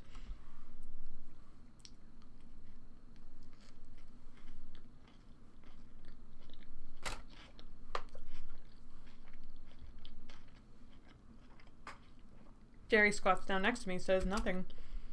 But I must look at him with the blankest, most confused expression in the world. Because he snorts and impatient, ears twitching. It'll take us an hour to get there at your speed. You want me to get on? Well, I don't want you to throw me a surprise 21st birthday bash, now do I? I don't know.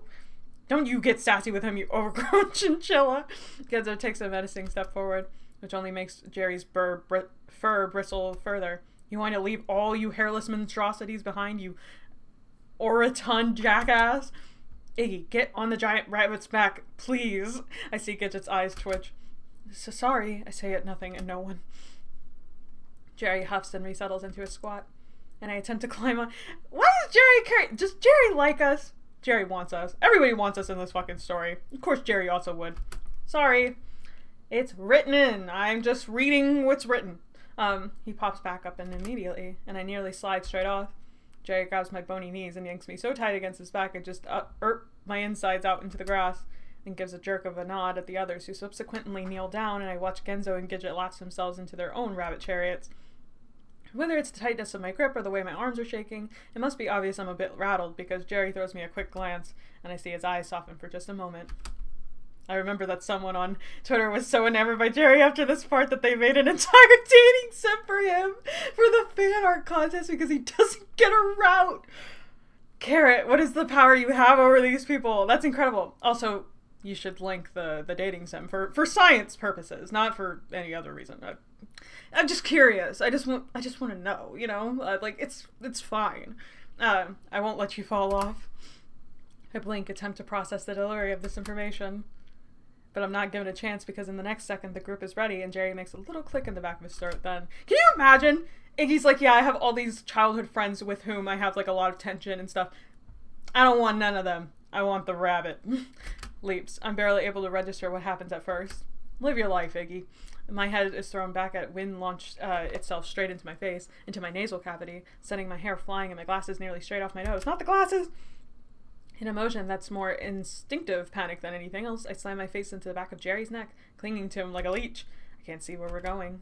I can only feel it, dodging in and out between the trees, leaping over brush, sailing so smoothly across the rough turf, you'd think his feet had never even touched the ground. It's exhilarating, to be honest. And once my initial terrors began to abate, oh my gosh, hop on, spider monkey! Holy shit, we're in Twilight! Let's go! My heart no longer beating like a jackhammer. In my ears, I ease up on my grip. The wind whips up my hair, like that dog sticking his head out the window, but I rest my cheek against the fur of Jerry's neck. Iggy! Closing my eyes against the rapidly passing landscape to keep from getting dizzy, I can feel him beneath me. Tap tap explain? Tap tap explain. Why so detailed if not romanceable, huh? I don't need to know all this. I don't need to know any of this. The way his muscles pull and snap with the swift movements, the sudden turns. I'm not sure I've ever felt simultaneously so out of control and in control of my life. Careening wildly, yet knowing I'm still to get where I need to go. It's a fascinating feeling. I entertain the thought of looking back, searching for any sign or the others, but decide against it when my stomach gives an inelegant gurgle. Best to just not move, perhaps. I'm not sure how long we run. 10 minutes? 20? The ground we cover must be substantial. Guys, I'm so sad. My wings are just fucking chicken nuggets smothered in barbecue sauce. No! They'll still probably taste kind of fire. Because, like, I have chicken fries and I have my barbecue sauce, so it's like we're eating the same thing. Wow. Just think about it like that. The ground we cover must be substantial, though. At some point, I notice a shift in our trajectory, an ever so slight incline. And Jerry begins to slow. The tree passing by a less dizzying speed as the veil of overhead leaves begin to thin. Then we emerge. Jerry goes skidding to a halt just beyond the line of the trees. Why is it so pretty? I instinctively clutch every inch of my body against him to keep from continuing my forward flight. He simply stands there a second, waiting. Then another rabbit bursts from the brush, and another. They're not even good fried nuggets. They're banquet family dinner nuggets. No! They screwed you over. I'm so sorry. And us by proxy, because we all suggested wings. The wings. The rest of our group appears one after another. Boneless pizza, however. What the fuck are you talking about? Jerry nods, another click in his throat, before wandering off towards a nearby outcropping of rocks. Okay, I kind of like Jerry. Damn, Jerry Sims are coming in hard. It's okay, I see it. I'm sorry. He wasn't nothing in our Fantastic Wonderland, I'll be real, but that's all I'm saying. That's all I'm fucking saying. When he pops a squat to let me down, I promptly fall straight back on my ass. Jerry knew he was coming in last minute. He had to come in swinging to have a chance. God, I bring a hand to my head. Especially after we just, like, confessed to Genzo last night. Like, too little too late, my friend. I'll never forgive Jerry for the tomato genocide. I bring a hand to my head, my muscles trembling. When I try to pull myself back to my feet, I simply stumble in the opposite direction, landing with a painful thud on my shoulder. An unbecoming groan racks my frame. I don't want this part of the burger. Get rid of it. Oh. Burger complete. Woo! And the crowd goes wild. She finished her burger. Yo, I used to get made fun of from a friend that I take way too long to eat. It's mainly because of this. But, like, one time I was literally just having dinner with her, and it took me, like, 2 hours to finish a pizza I was eating. Like, I do eat kind of slow, but it is what it is, okay? It is what it is. An unbecoming groan racks my frame. Iggy. Gizit starts towards me, their hands outstretched, before their knees crumple beneath them. Oh no! Babe! While behind them, Genzo hasn't even left the ground. He's staring up at the night sky as he moans something about his bones melting. Sounds like him. Chicken fries! With the barbecue sauce. Jerry and his other rabbits ignoring us, making their way purposely towards the rocks and hunkering down behind them. I finally managed to push myself up to a seat long enough to collect my bearings. We're on a small hill just outside the threshold of the forest. It's dark now, quiet dark. with nothing but the sound of crickets and cicadas punctuating the silence. That's a good thing. Savor the food. I eat way too fast. Always get impatient to do something else. I feel that. I feel it.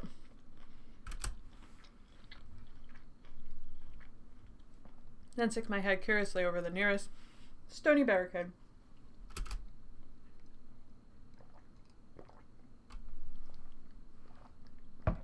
The gas bleeds my mouth before I can stop it. A little startled hiccup in the back of my throat. There it is. Towering at the top of the sloping expanse like a needle piercing the sky. A black shadowy stronghold outlined in a brilliant contrast against the thick medley of dark clouds overhead. The castle. I shrink back just a bit, stomach giving it an unceremonious gurgle. Seeing it there right in front of me, has suddenly made it real again. And all those memories I'd shoved temporarily beneath the surface of my brain, so I'd be able to function, are beginning to bubble back up like a slowly boiling cauldron. I swallow hard. Jerry pops his head up over the rocks next to me, ears twitching. There she is. Ghastly sight, no? You could say that. But her reign of terror over this land shall soon come to an end, once the heartless hellion occupying her peak is slain. Couldn't have said it better myself. I blink. Glance at Jerry. We're not killing him, you know. I mean, it's important we do say that, because, I mean, we can't get out of here unless we don't kill Orlam. Preparing for battle. We're not killing him, you know. Jerry ignores me, instead turning back towards his fellow rabbits in continued consolation, and I take this opportunity to gaze out across the umbral expanse of land separating us from our target. I see the castle town. How many times had Genzo and I walked those streets? Back then it had been devoid of life. Now it's devoid of, well, everything. The houses that once lined the cobbles still sit in rubble.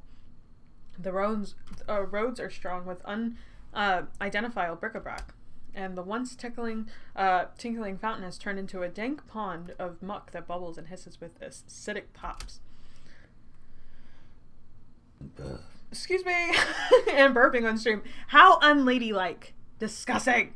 Past the town itself, I see the path winding up towards the castle. Once tidy grasses are now grown over the sides and rising up between the bricks. Peak ASMR. No! No one listens to this stream for ASMR. Hopefully. If you do, let me know, because don't. Even the trees themselves appear to be weeping, slouching over like heavy willows with their leaves scraping the earth. There is little movement to be seen in the dark.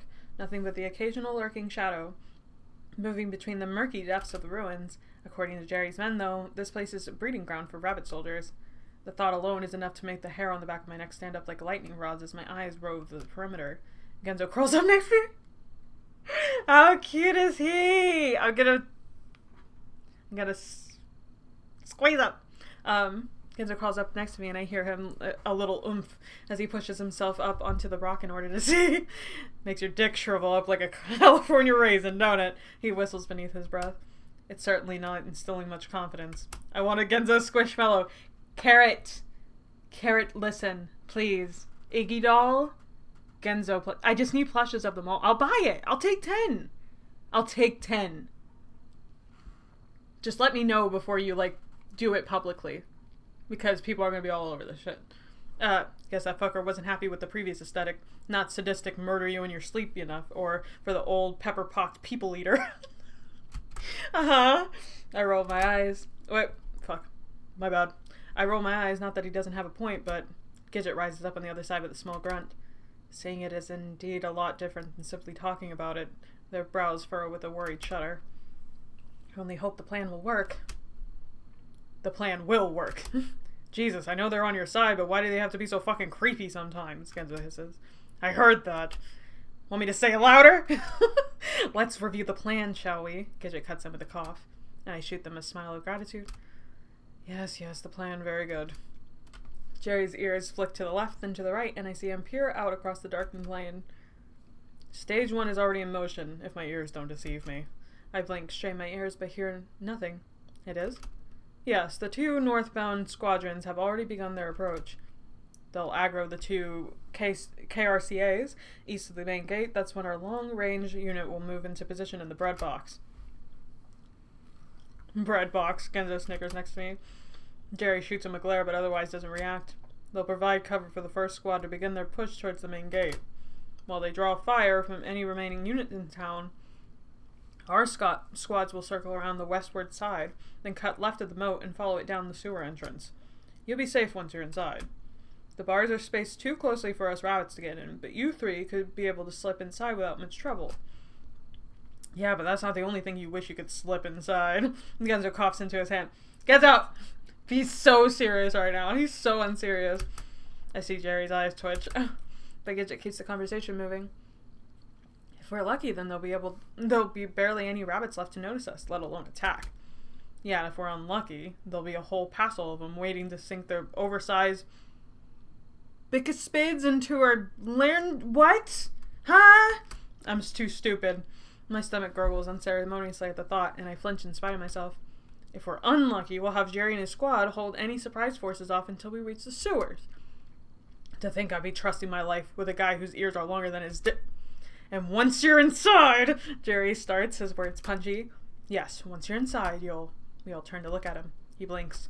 Actually, I have no idea what it's like inside. I was one of the first to leave, and that was before, well, all of this. I swallowed, the spit getting stuck in my throat. If it's this bad on the outside, I'd say what's worse? What's the worst he can do, except, well, we've seen the worst he can do, and it ain't pretty. At any rate, I have the utmost faith in you. Once inside, you know what to do. Find our once-and-future king. Jerry flings his arms around, ears going ramrod straight, and snuff him out once and for all. We're not killing him! We already said it. We're not killing him, you know. But Jerry ignores me again. Arms folding across his chest as he returns to listen for signs of our plan's progress. He pauses for a moment, then reaches for something in his tunic. It's a small vial of sorts and filled with a pale pink slop marinating in red soup. It takes me a moment to realize what I'm looking at. Is that my stomach twist turns. Trail bomb, Jerry says simply, then hands it to Gidget. Those things go gaga over this stuff. Gidget takes it, twists it back and forth between their fingers. We bottled a bunch back when your kind still populated this place. They didn't last long about the hunting sprees started. Jerry's eyes darken and he pauses for a moment. I hear Jerry and hear the whine of those women in the passenger seat choking on ice cream. Wait, did they say Jerry in that? I gotta re-listen to it now. Then his nose twitches. Anyway, it's good bait, quite potent. We'll get you out in the pinch if need be. But it won't last long. They notice pretty quick when there's no body accompanying the gooey bits, so don't dawdle. Thanks. Gidget tucks the vial away in the inner pocket of their shirt. Though I suppose I should say I hope we don't have to use it. Indeed. How come I don't get a nasty bowel bottle? Because we don't have many left and I don't trust you, Jerry snaps, which just makes Genzo pout. I let my gaze drop to the small rectangle dagger attached to my belt loop. I hope I won't have to use it either. With the slump, I slide back down on the side of the rock until my seat hits the grass. Suddenly, the plan has seemed to make so much sense back in the cave feels like an impossible feat. Seeing that castle in the distance, all those feelings bubbling up inside my chest. You okay, Iggs? Genzo slides next to me with a cushy thump. Gidget pots a squat on my other side, jaw taut. You worried about anything in particular? Besides hoping we don't all die? My voice crackles at the emphasis. I rub my eyes, thumb massaging the bridge of my nose. Not that we haven't before, many, many times, but it feels different this time. Yeah, I guess. It's true, this is the first time we've done any of this, Gidget muses. So it does feel significant somehow. Also, I guess I stop, cringe, let my gaze drop to the rocks below. I just hope there's something we can do, that he's not too far gone. Genzo's face darkens at this. He grunts but doesn't say anything, hands propped up on his knees as he picks idly at his thumbs. We'll do what we can. Gidget gives my shoulder a reassuring squeeze.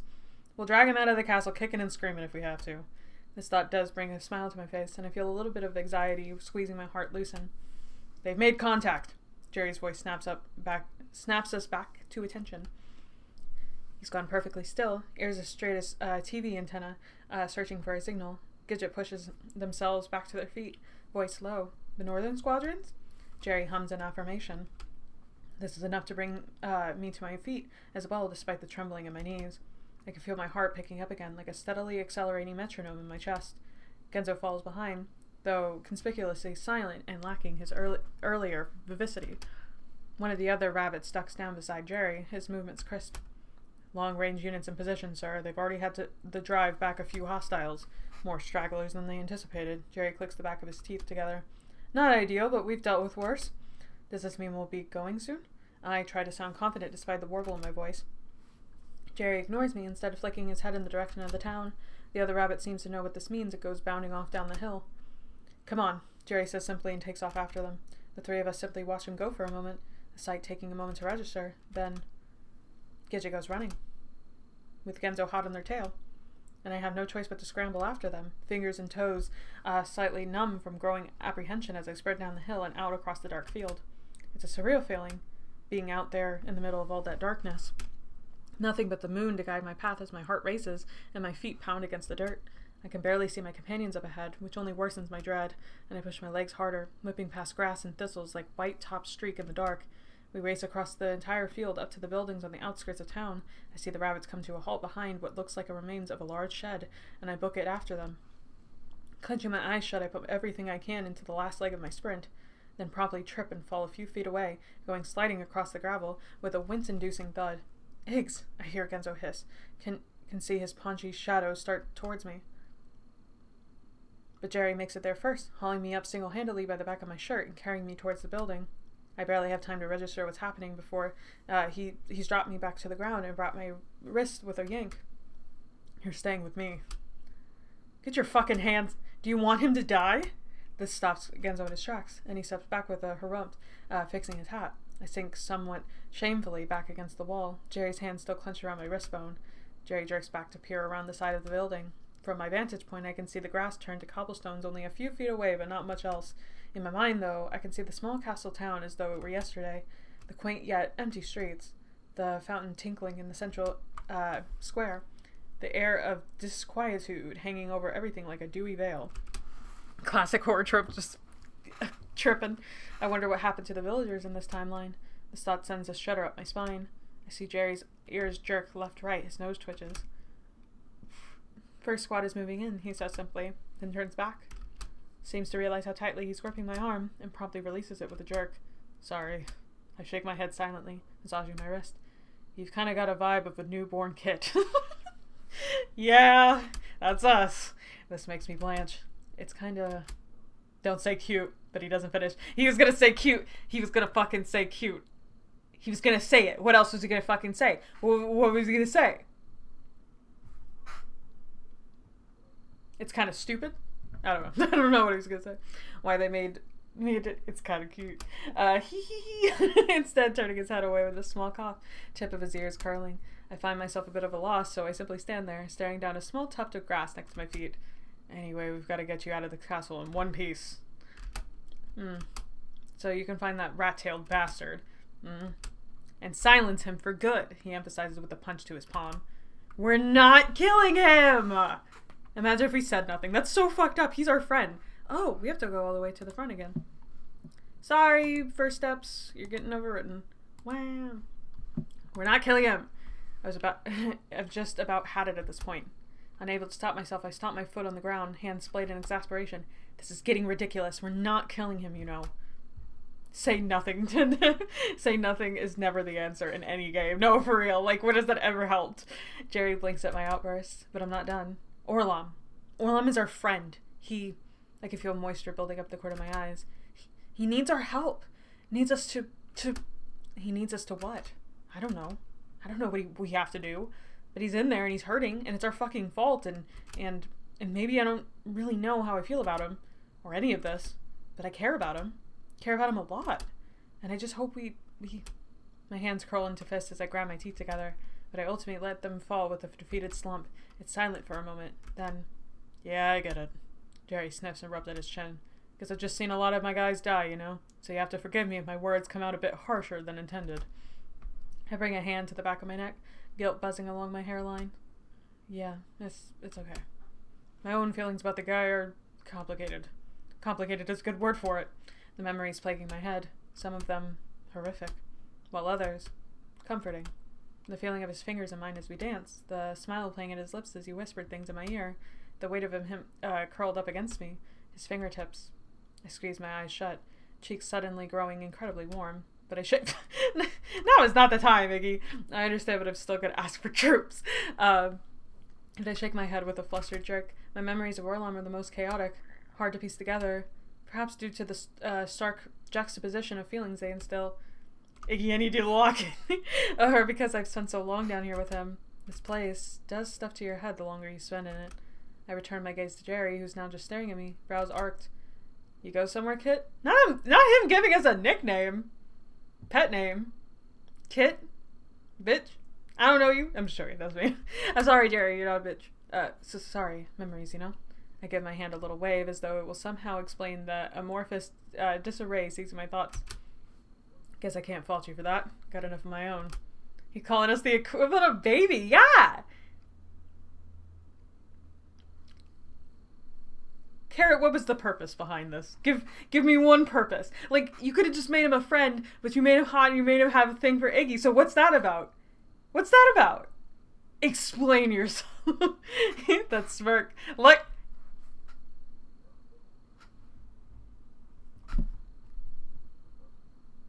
Now what? And what? You see chat? They're onto it. They know. Jerry puts his hand on my shoulder. I think it's supposed to be some kind of reassuring pat, but the strength behind it feels about ready to snap my clavicle. Jeez. To future memories, then. Yeah. And then with a bit of more gusto. Yeah. Future memories. Jerry looks like he wants to say something else. He even opens his mouth. But at the moment, something must catch his attention because his ears give a twitch and he returns his attention to the side of the building. See you next Tuesday. It's the word, cutie. This time even I can hear it. The far-off sounds of combat further up in the town.